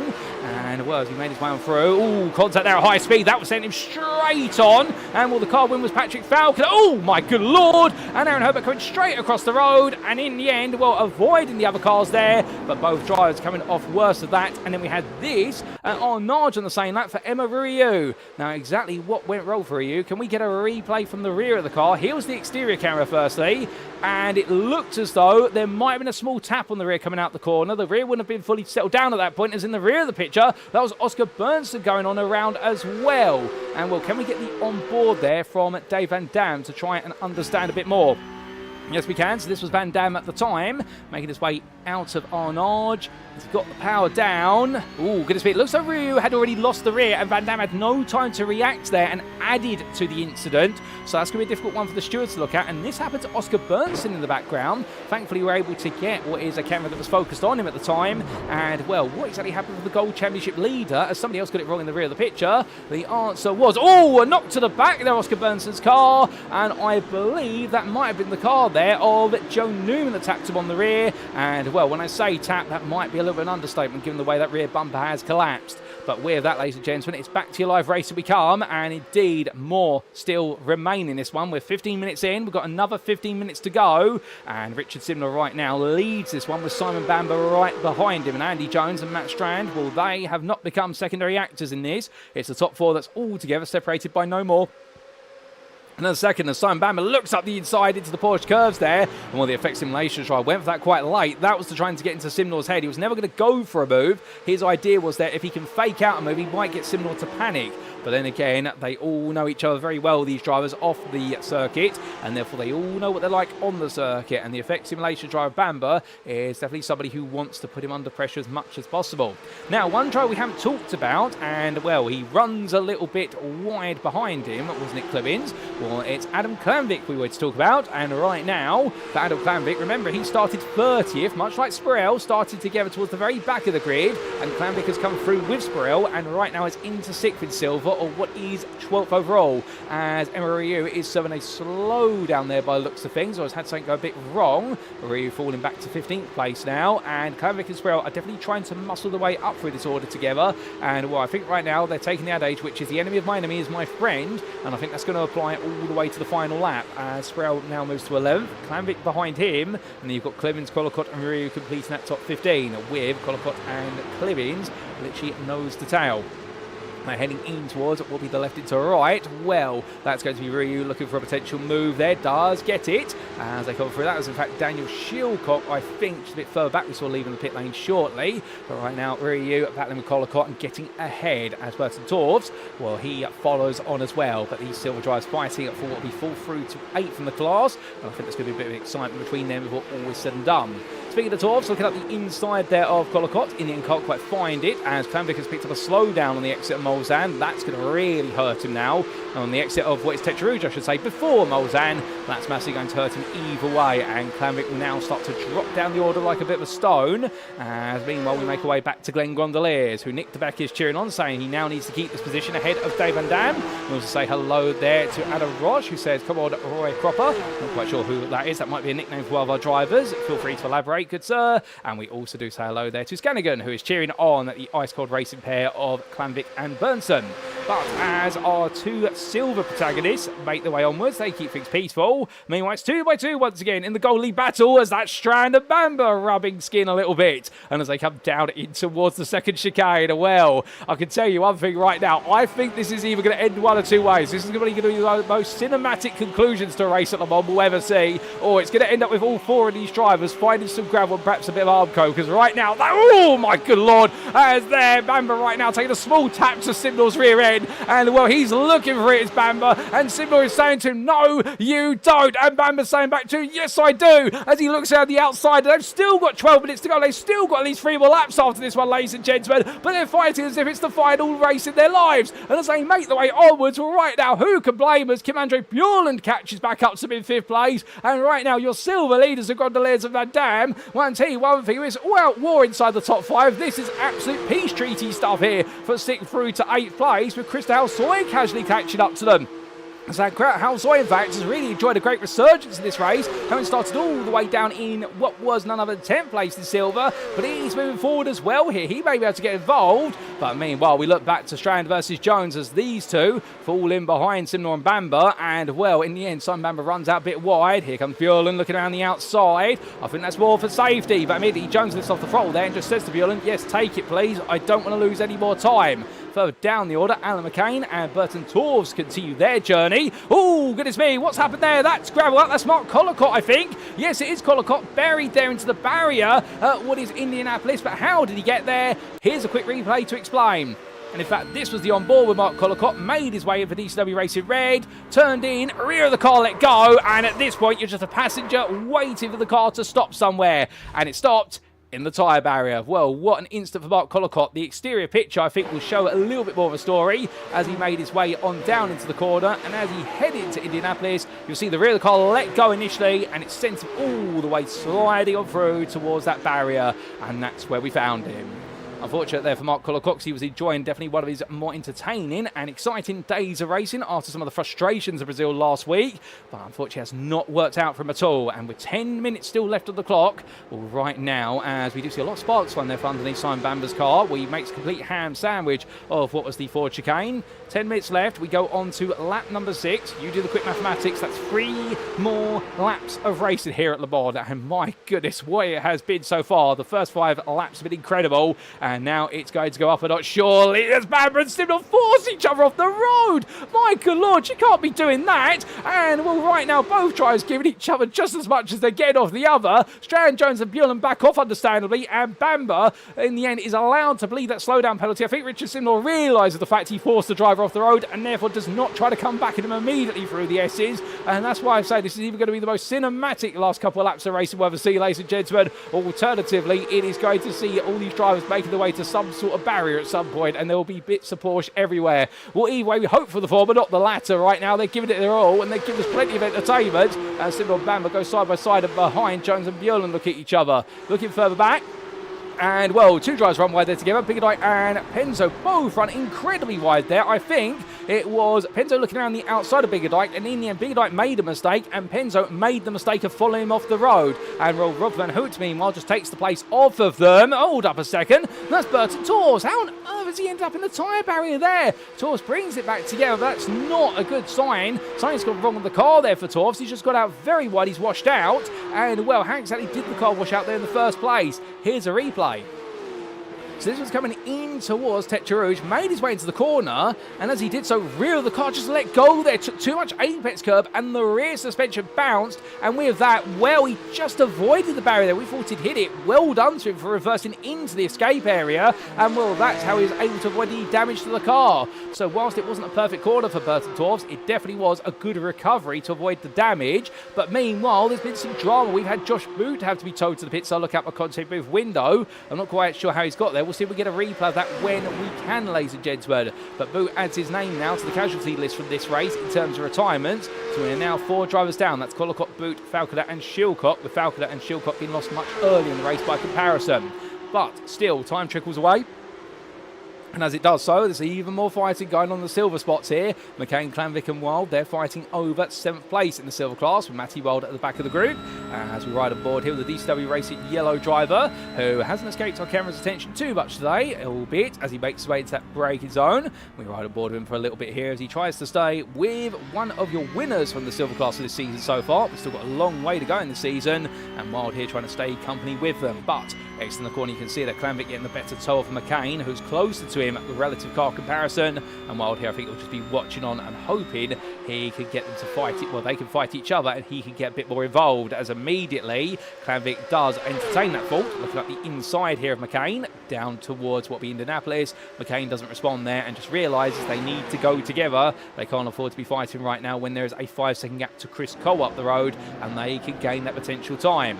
But with that time in mind, we look back to the very front of the field, and well, it's the Porsche curves they come. It's Simnor ahead of Bamber here. They've swapped places once again. That would have been in the run down towards Indianapolis. And Bjorlund, Strand and Jones is that group. But Glenn Gondoliers, your silver leader, has joined them, as meanwhile, Christopher Halsoy has found his way past Dave Van Dam for 2nd place in silver. And there you can see the confirmation on your screen, as that is Halsoy in at 7th place now, ahead of Van Dam behind, and Joe Newman is closing. And well, what's interesting is these groups of cars are all gradually coming together. What was a runaway top 5 is now a top 6 with an added extra of what might be 7th through to 9th. But that is going to be Gondoliers up the inside of Andy Jones as he goes to that move. Jones tucks back in behind.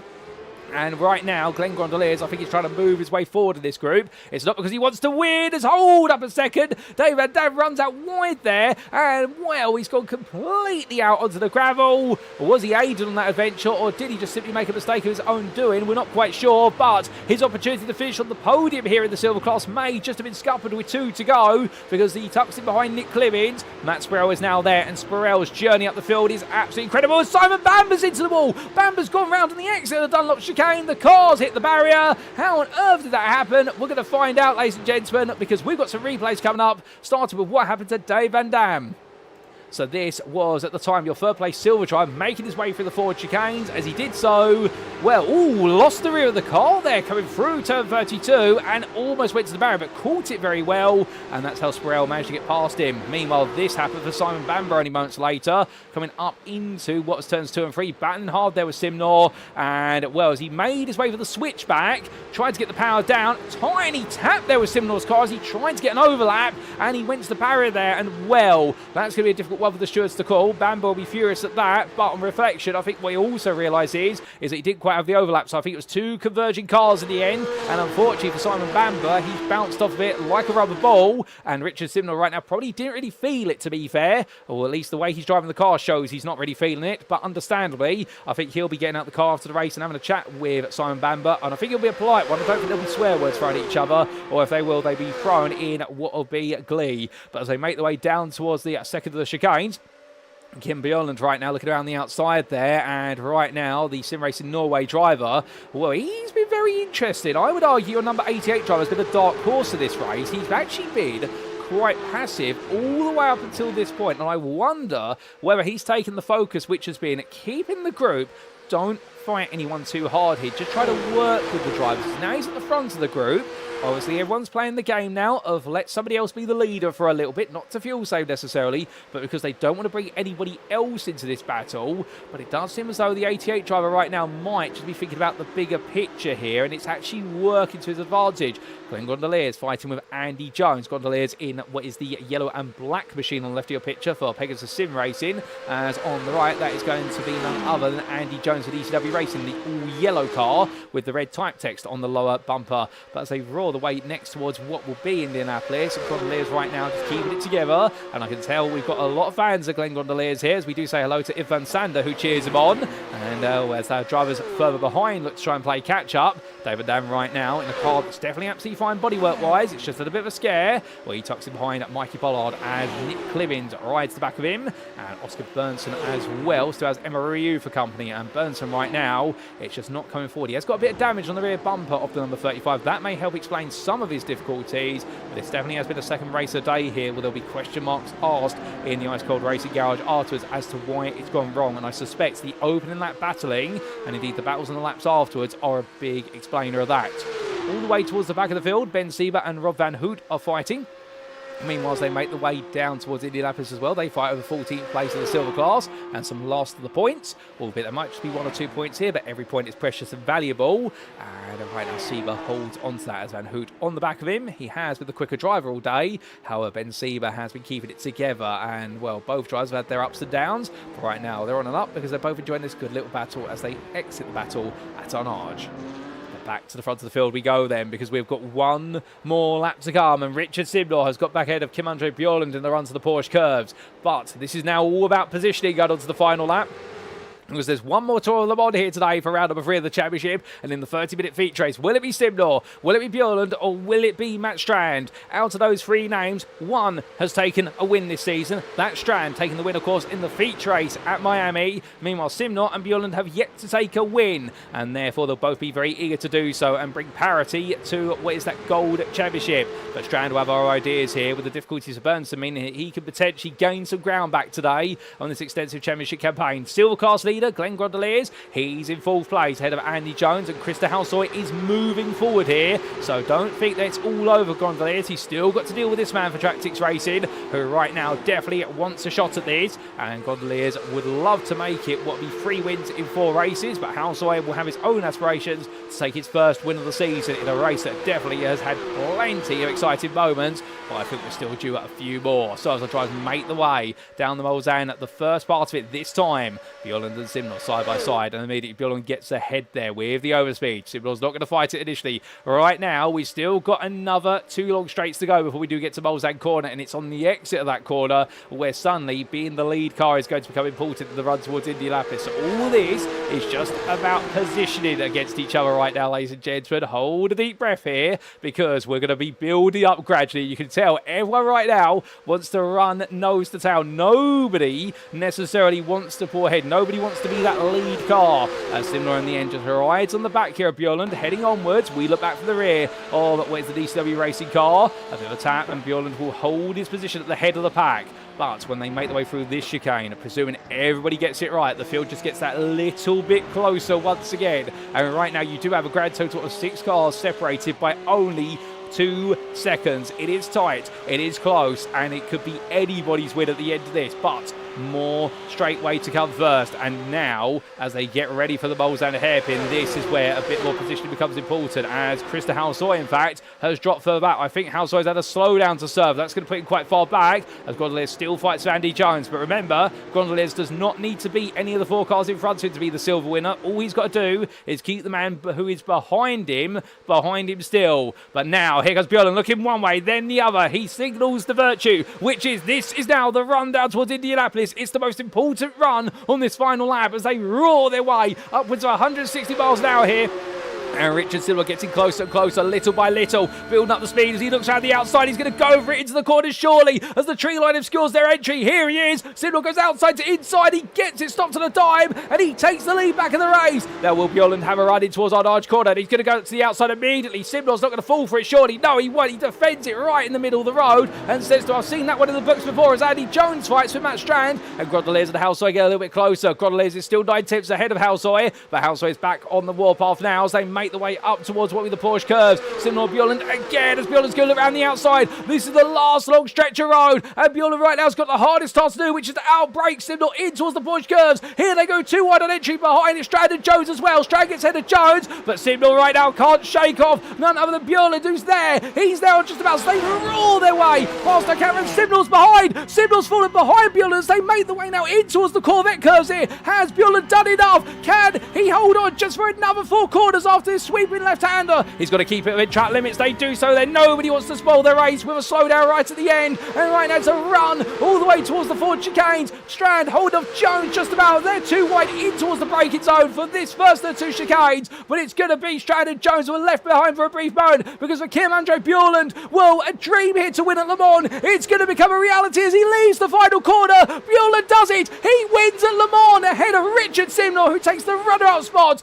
Glenn Grondeliers in all of it, and somehow snuck his way into third. The silver winner is on the overall podium ahead of Andy Jones, with Chris Halsoy taking 5th place, 2nd in silver, ahead of Matt Strand, who finishes 6th. Matt Burrell, he avoids the drama in the end and finishes 3rd in the silver class. Well done to him on a great recovery drive from 31st place to 7th, ahead of Joe Newman and Mikey Pollard. And Emery rounds off that top 10 ahead of Chris Cole, who's best the rest in 11th, and then Adam Klanvik, Alan McCain and Oscar Berntsson come through for 14th, with then Dave Van Dam, after all the impressive drive in the early stage of the race, he could only achieve 15th for the end, ahead of Nick Clemens and David Biggerdike, with Matty Wild in 18th place, ahead of Burton Torves. And then Nido Broad, well, it's been a bit of a lonely end to his race as he comes across the line in 20th place and 12th in what will be the silver class.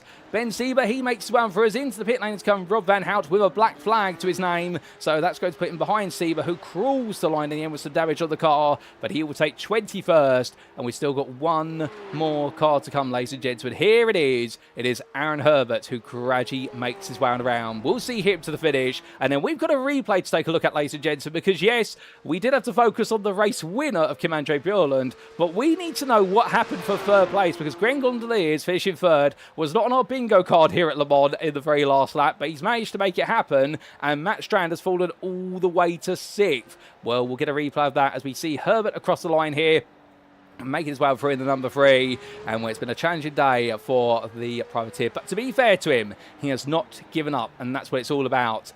But, ladies and gentlemen, let's take a look back then and understand how Glenn Gondoliers took 3rd place.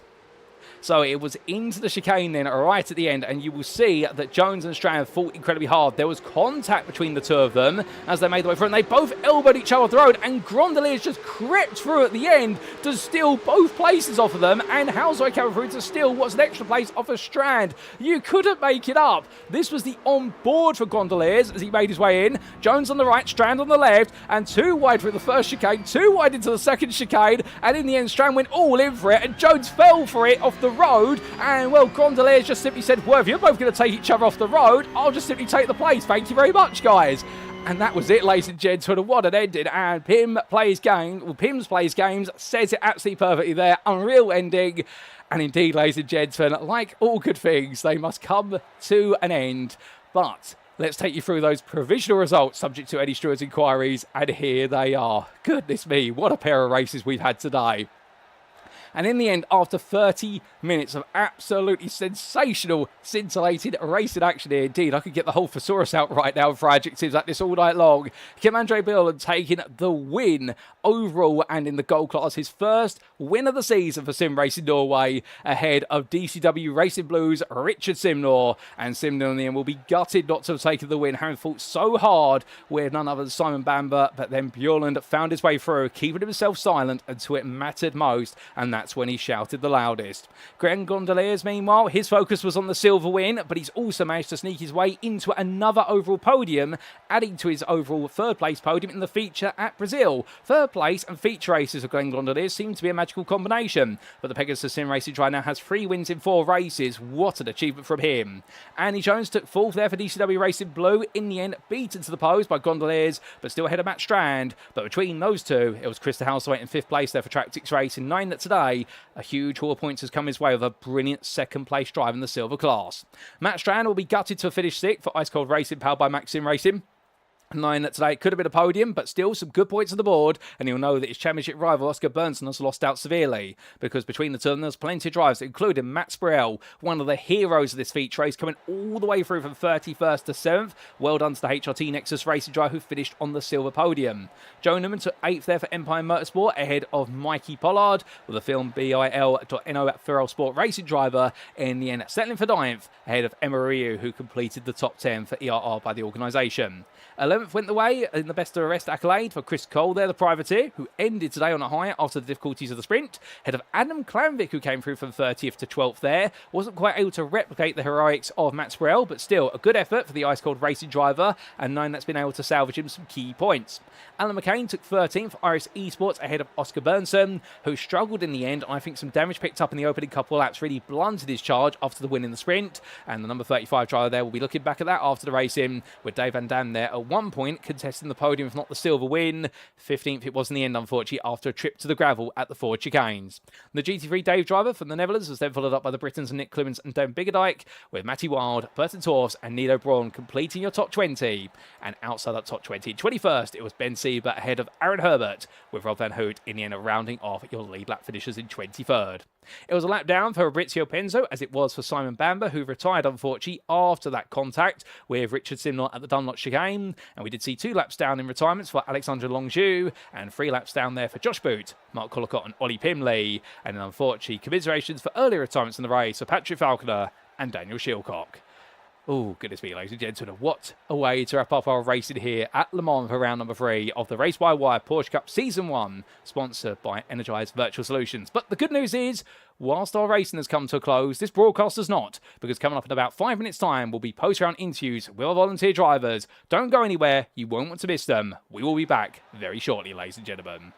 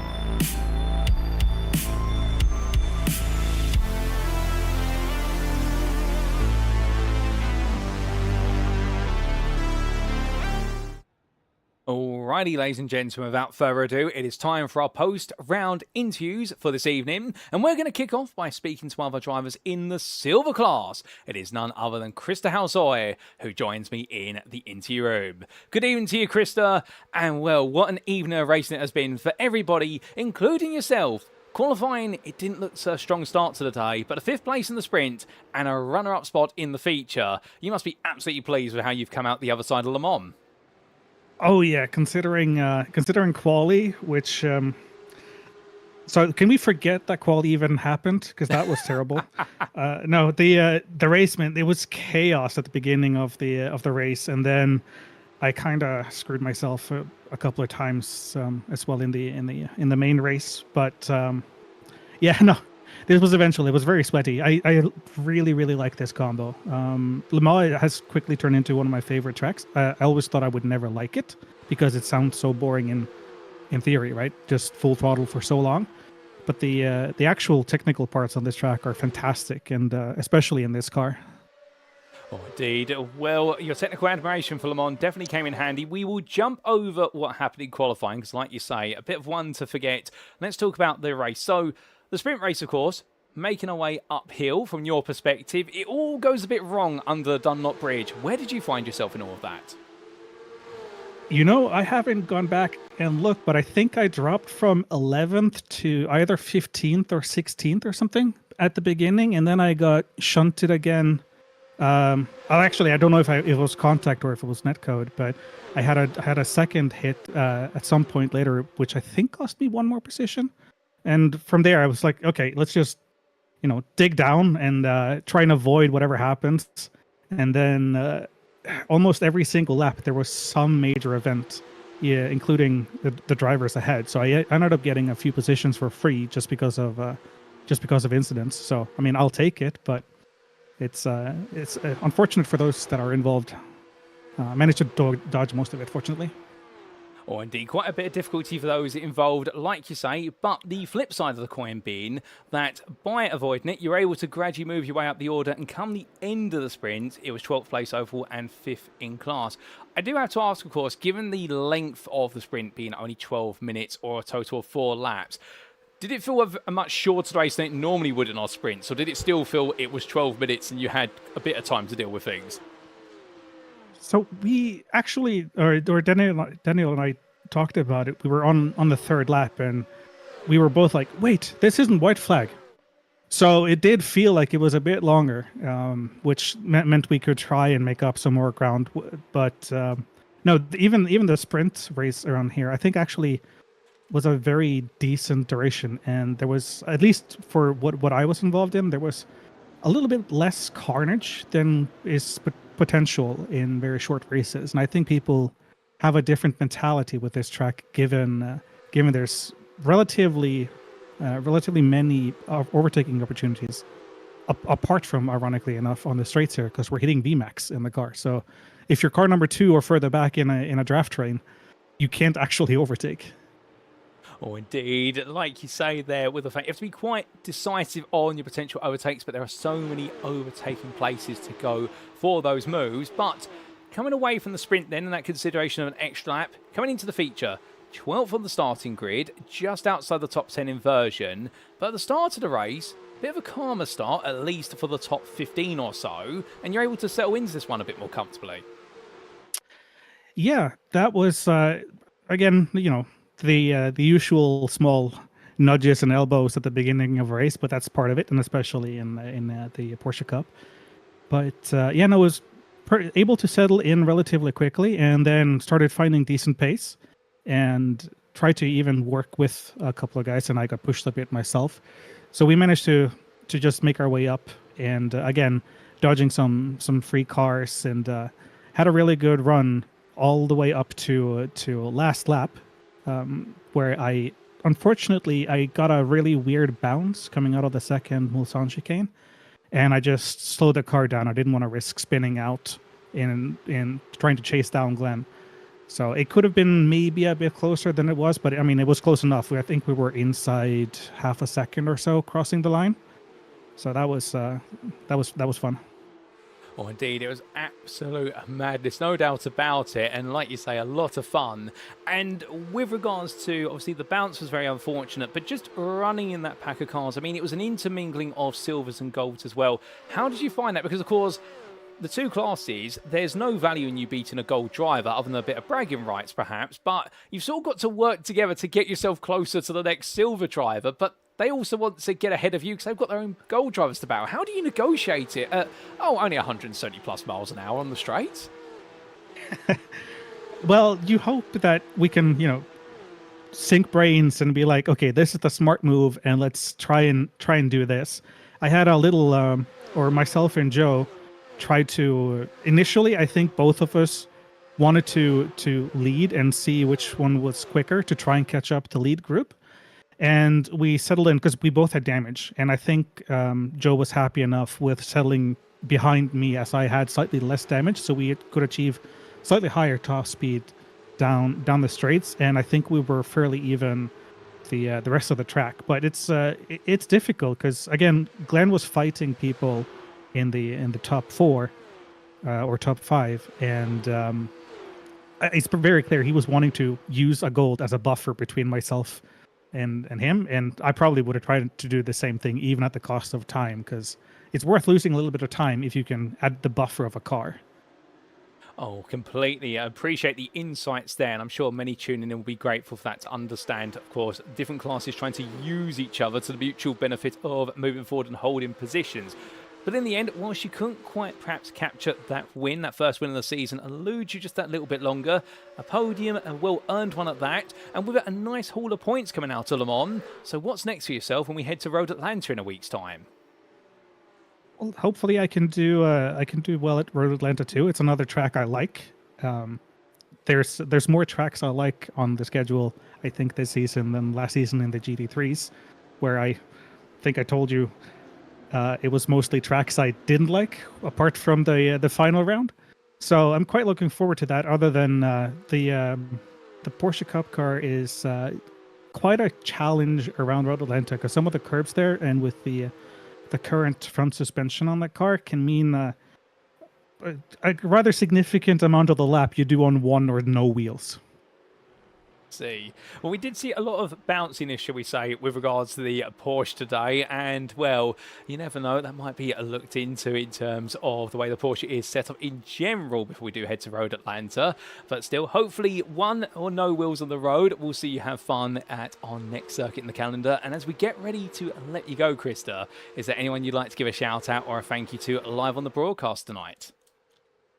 Always my teammates, you yourself, for keeping everyone entertained with your fantastic spirit, and also some of the friends that are tuning in and watching, and hopefully getting to enjoy me doing fairly well for once.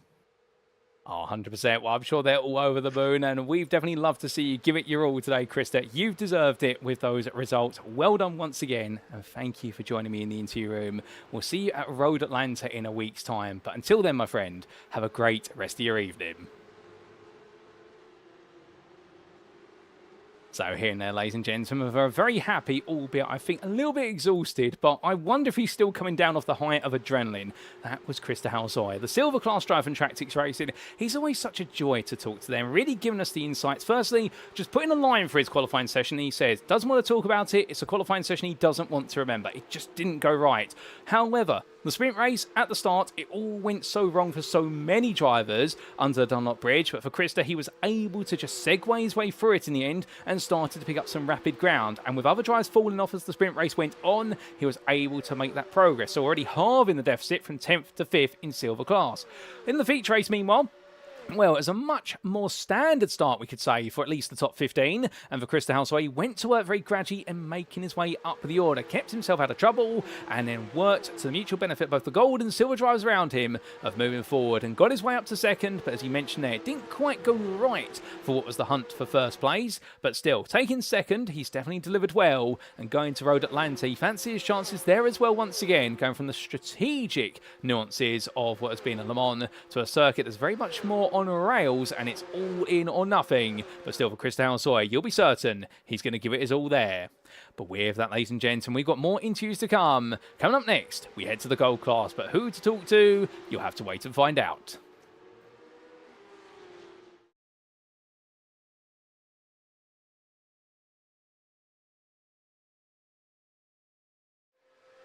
And well, ladies and gentlemen, there's only one driver we could talk to in the gold class, at least initially, and it's none other than Kim Andre Bjørland now, who joins me in the interview room.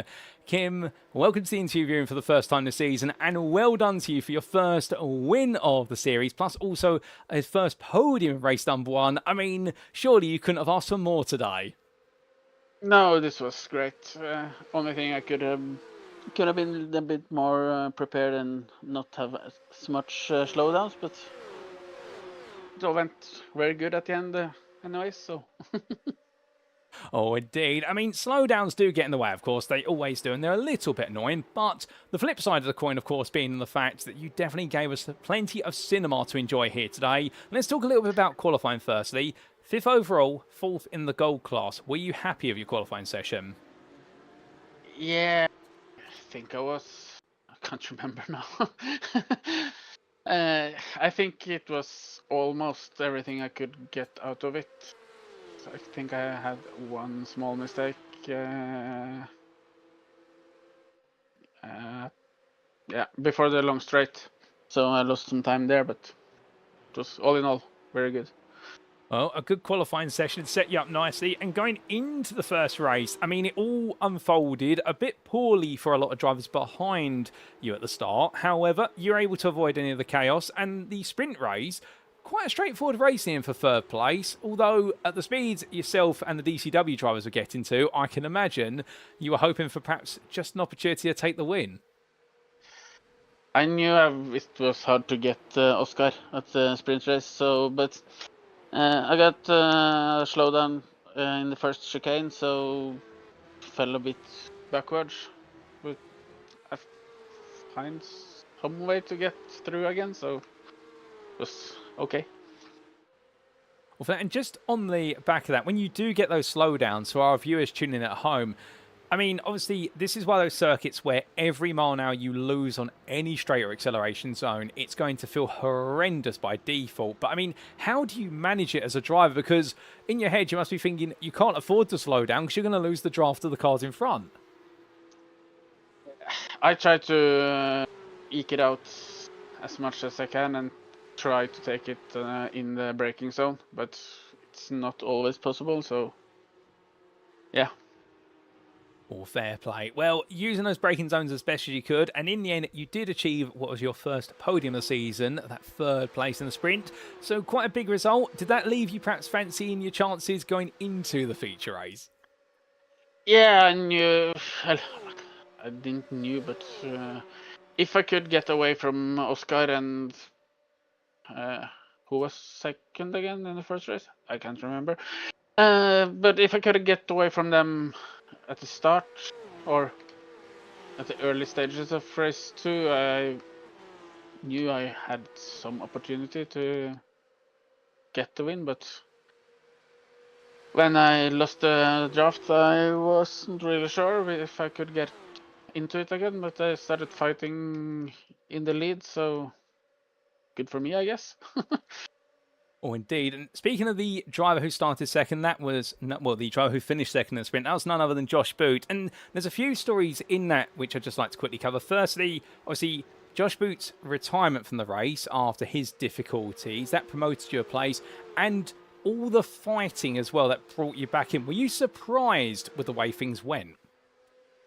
Yeah, I wouldn't fight that hard and let the other guys further behind into the fight again, but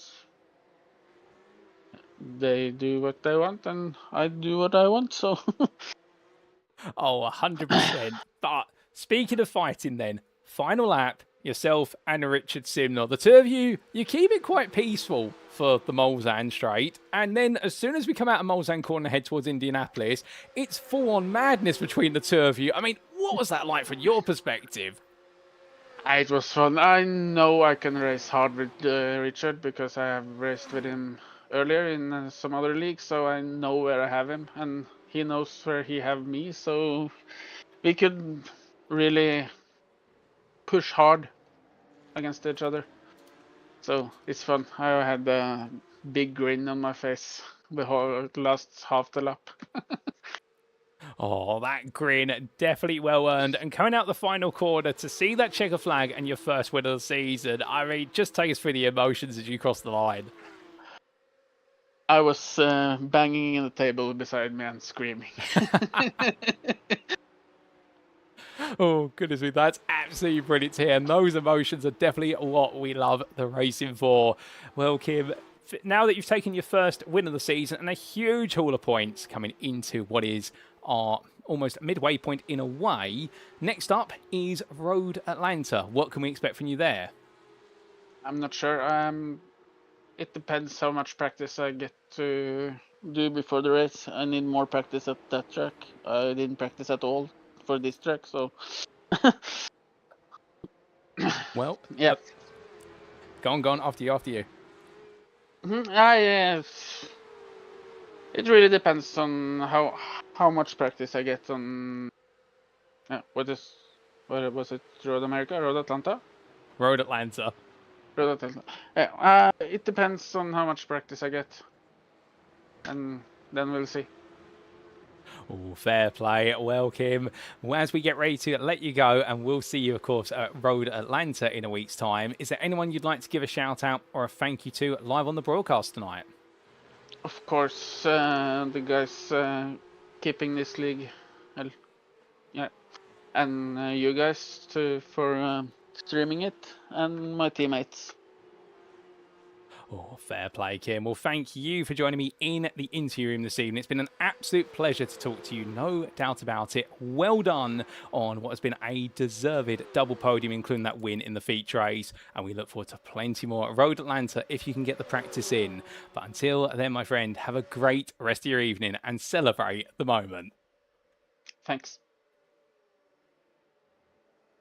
So hearing there, ladies and gentlemen, from none other than Kim Andre Bjørland, and well, the gold class driver, I can tell you one thing, I think in the end, he was absolutely speechless with regards to what was his achievements today. And qualifying he was happy with. However, he admitted there was a couple of attempts still left on the table, but the races is where it mattered. And in the sprint race, he mentioned in the slowdowns really pinning him back, and unfortunately he couldn't quite play catch up to the top two of Oscar Berntsson nor Josh Boot. So in the end, what he had to do was settle for third and make sure he earned it the hard way.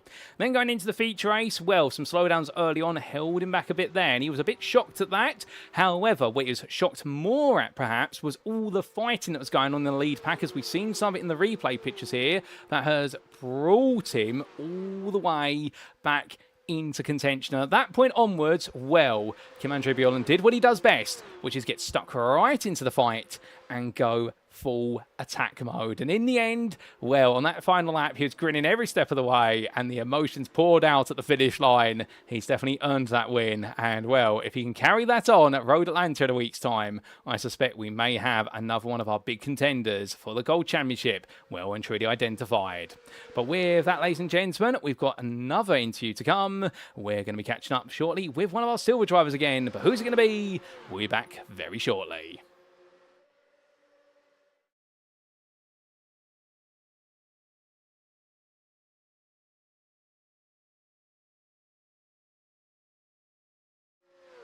And so, ladies and gentlemen, it's my pleasure to have joining me in the interview room now, none other than Matt Sprell. Good evening to you, Matt. What a challenging day for yourself. It's been up, down, you've been around, you've been everywhere at Le Mans. I mean, how would you describe it in a single word? Typical for me. That's how the first 3 races have been, honestly. So I seem to be very attracted to launching over curbs and looping myself around. So that's 3 for 3 now when that's happened. So, but yeah, the pace was at least good, really good. So that was good. Having to fight back again is always big high risk, but it's good fun. Oh, well, you've definitely had a lot of fun out there. Like you say, high risk, but then again, they say if you don't take risks, where's the reward? But speaking of rewards, take us through qualifying. Second place overall, pole of silver. It's almost as if you've said, Adam Klamvik, okay, you did that in Interlagos, I'm going to do it here at Le Mans. Yeah, that's probably the first quali I've had where I've been close to actually maxing out the potential. The first 2 rounds, I had good pace, but I just couldn't. My 1 lap pace was pretty weak. And here it was very strong, so I don't know what I did differently. But I turned all the deltas off. That helped a little bit. Maybe less in my head. But it's a tricky lap, because if you mess up one section in the chicanes, you compromise yourself down all the straights. So just being a bit smoother maybe, and not chasing it so much as I did the first 2 rounds. But it was a good lap. I was definitely surprised with where I placed myself on the grid and being so close to P1 as well. That was awesome. So yeah, it was a good result. I just need to convert it into a good race next time. Just be a bit more patient maybe. Well, in the end, speaking of converting that pole position into a race win, how did it all break down in the sprint race? So I think it was Arnage, it was just an apex curb and the rear just coming around. In fact, no, was it not? I think it was at the Ford chicanes, in fact. Yeah, final chicane. I was catching P1 and 2. I just got a bit excited. Well, I think I was actually blindsided. I couldn't see the curb. I just took too much and looped it, and then waited for everyone to go by, dropped to the back, and then I think a couple of laps later, going through the Porsche curbs, someone had a moment and was stopped. I just had nowhere to go, and yeah, hit them. Unfortunately, I tried to cut the grass and missed them, but when you're going that quick, you don't have any downforce at the front really in these cars, so I just understeered into them. So that was that, and yeah, back of the grid for the feature race. I was before the chicane actually starting the race, which is interesting. So yeah, so not my finest moment in the sprint, but qualifying was good, so that's a silver lining. Or indeed a silver lining from qualifying. The sprint, we'll just put a slight line through and say, okay, we'll write that one off. And going into the feature race then, you're starting from 31st place. You're the back of the grid, literally. What was the game plan?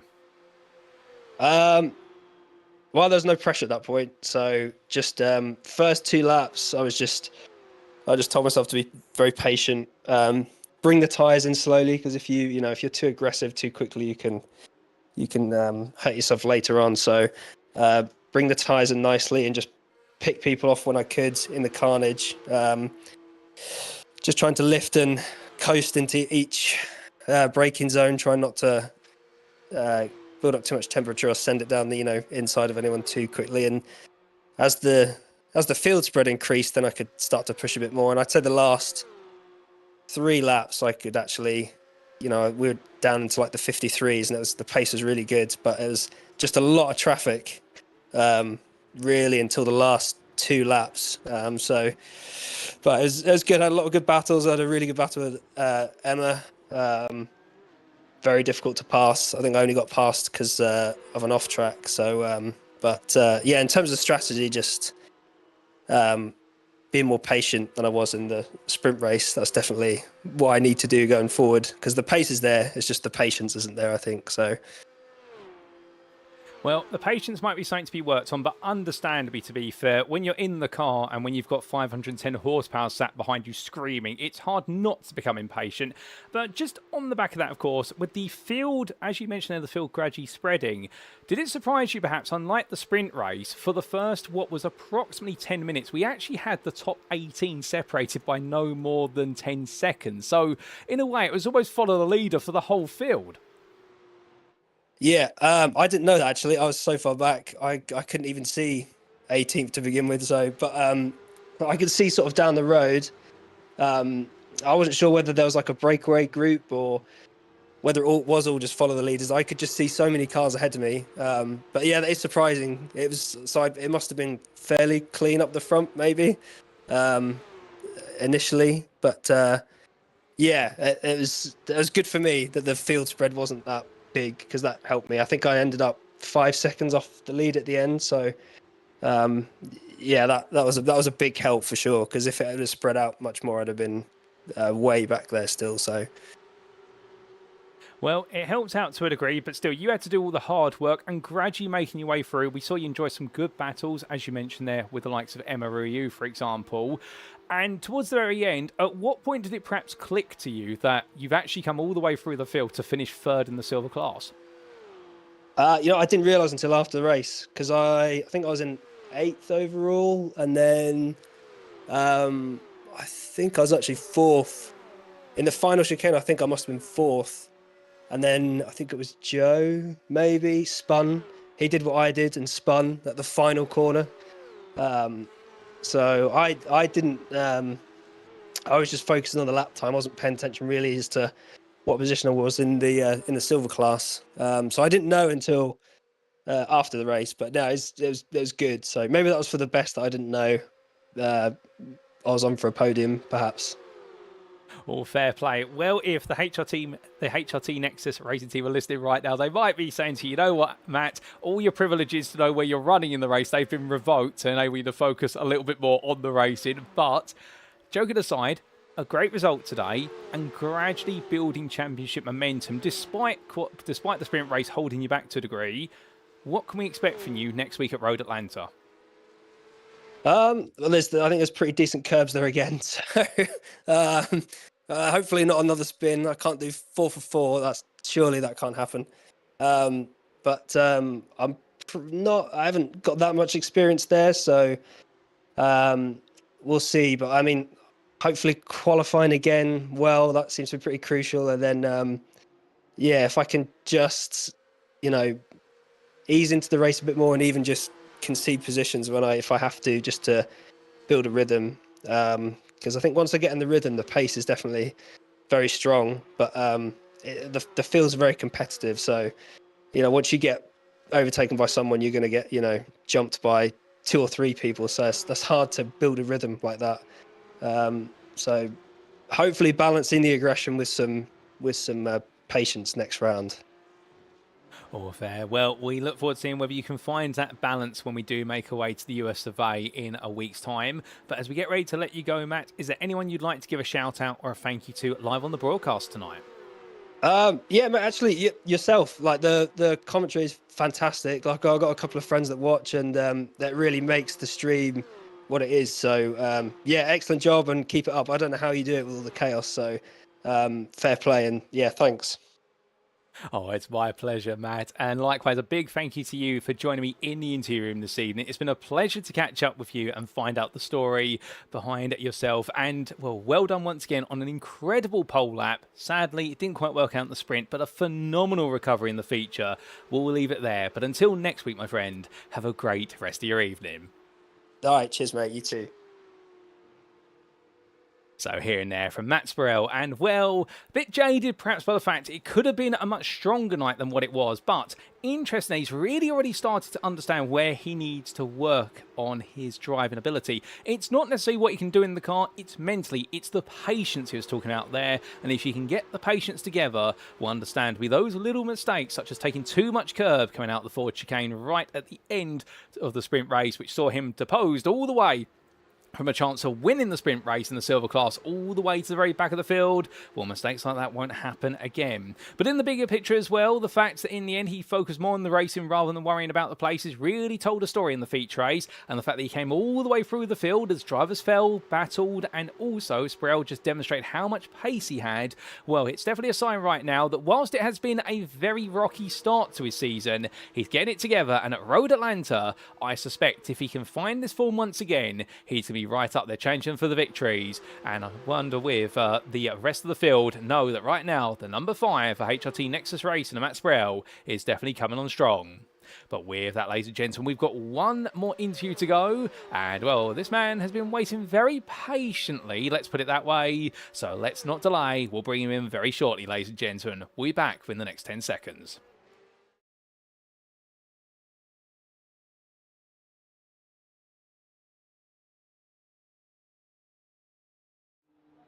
And so, ladies and gentlemen, it is to Dave Van Dam who we have our final interview as he now joins me in the interview room. Good evening to you, Dave, and thank you for waiting.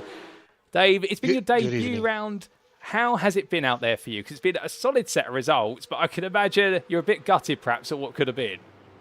No, actually, I'm not. I'm really happy with the performance that I had tonight. I came in with well, with not such good um, training because I was away for 2 weeks for work. That's why this round I could make my debut for this series and for this league. And well, I think I did pretty well. Oh, fair play. Well, to be honest with you, for a debutant, you've done incredibly well, and perhaps the results don't tell the entire story, but they tell us a little bit. Let's talk about qualifying. 13th overall, 7th of the Silvers. Of course, qualifying perhaps isn't as important here as it is at other circuits, but how did you find qualifying? Well, to be honest, I just took it really easy. I didn't want to put myself in a situation where I need to start all the way from the back. So I did 2 laps, both of them I did on 90% maybe, just to get sure I didn't make any mistakes on the slowdowns or on the incident points. And I was fairly happy with my P13, which means I had a good draft for the sprint race, and that was the plan. Just try to stick on the first 10 cars and see what happens towards the end.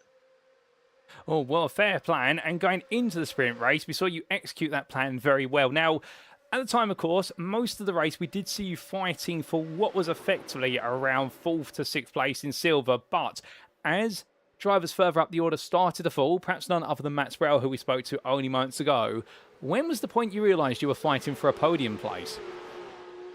So to be fair though, I didn't have my relative on where you could see who's gold and who's silver. So that's a learning for me for next race, where I can actually see who's gold and who's silver. I still adapt. I still need to adapt to the player names and who's driving for championships and whatnot. So during the sprint race, I didn't pay attention whatsoever, but I did during the feature race. And that was the moment I was like, okay, well, I'm battling actually for a top 3 if I can keep up this pace. But yeah, very soon on, I knew that there were a few guys really fast. And that's where I knew I needed to let go a few guys and hoped I could stick to the end, which I didn't because, wow, the pace that some of these guys in this league has is just amazing. Oh, indeed. But of course, we've jumped a little bit along there. Firstly, the podium in the sprint race was absolutely brilliant, and well done to that. But also, 10th place, it meant that for your only second race of the season, you took pole position for the feature race. I mean, when you found out you were lined up on pole, did you think to yourself, has there been some sort of mistake? I should be all the way up here. Or was it sort of, you know what, bring it on, I'll be at the head of the pack? Exactly. That was my thinking. I knew when I ended up P10 that I would get the pole because I've read the rules. And the only thing that I was scared about a bit is, will they be pushing me straight away, like corner 1, 2, or 3, or would they just wait until the straights and then try to attack me? But well, they didn't. They tried to attack me, but they also did the old bomb draft, and it was fun. It puts you in a position and with some tense moments, but that's where you get all the experience from, and I loved every bit of it. Oh, indeed. I can hear it in your voice how much you loved it because we love seeing you all the way up there. But unfortunately, all the time at the front, and in the end, we did see you end up battling for a bit with the likes of Glenn Grondeliers and also Krista Halsoy. What happened? Because we did see you have a bit of a trip out to the gravel with only a couple of laps to go. Well, I had a moment in the future race with Emma Ryu. In my opinion, it's a bit of a tap on the rear. If I don't know if he had the car under control, yes or no. He said he did. I tried to talk with him after the race, but yeah, there was nowhere to talk with him, unfortunately. So I'll blame that on me. I gave him a little tap. For me, it was slightly. It cost him the race, so unfortunately, that's sad for him. But towards the end, I also had a good fight with, let me see, Nick Clemens. He's a gold race driver, and yeah, we touched each other where we shouldn't have. And well, we had a good talk afterwards, and both of us said that next race we'll do better. But overall, I'm really happy. I can't say that I wasn't. It's racing. The adrenaline was good. The racing was good. And yeah, I'll keep it with that. Oh, 100%. I'm with you on that. If the racing's good and the adrenaline's good, then you've had a good day. And well, 100%. Dave, with this being your debut round, you've got through Le Mans. There's a big smile on your face. And so we head to Road Atlanta. What can we expect from you there? Oof, that's a good one. I've never driven Road Atlanta in the Porsche Cup. I've done it a few times in the GT3. This time I'll be better prepared because I've got time on my hand now. And yeah, we'll see. There's one thing though. I come in late in this championship. I know I'm not going to be battling for the win or whatsoever. So I don't want to interfere too much into the league. Unfortunately, I did that today with Emma, and I don't want to do that again. So you'll see some funny stuff from me, but I don't want to interfere too much into the league. All fair play, and I appreciate you being candid about that, but we definitely want to see you having fun out there, Dave, so don't hold back too much. Oh, I won't. Oh, brilliant. But as I do get ready to let you go, is there anyone you'd like to give a shout out or a thank you to on the broadcast? No, not yet. I'm just happy to be here. I hope to know everybody quickly on Discord and on the racing itself. So my shout out should be to everyone who's organizing this league or who is in charge of this league. So a big thumbs up and thank you to all of them because it's not easy, and I hope they will continue doing it. Oh, fantastic, Dave. Well, to be fair, what a way to wrap up an interview. We'll leave it there. Thank you very much for joining me this evening. It's been a pleasure to chat to you, and I hope we get to cross paths later on in the season. But until next time, my friend, well done on your performances today. Have a great rest of your evening, and we will see you at Road Atlanta. Thank you. So hearing there from none other than Dave Van Dam, ladies and gentlemen. And my goodness me, I must admit, as far as interviews go, I mean, they're all great characters. But the Dutchman's just absolutely brilliant, is he not? Makes his debut, admits there the fact that he has not had the time he'd like to practice by comparison for the first 2 rounds due to commitments, but he's back.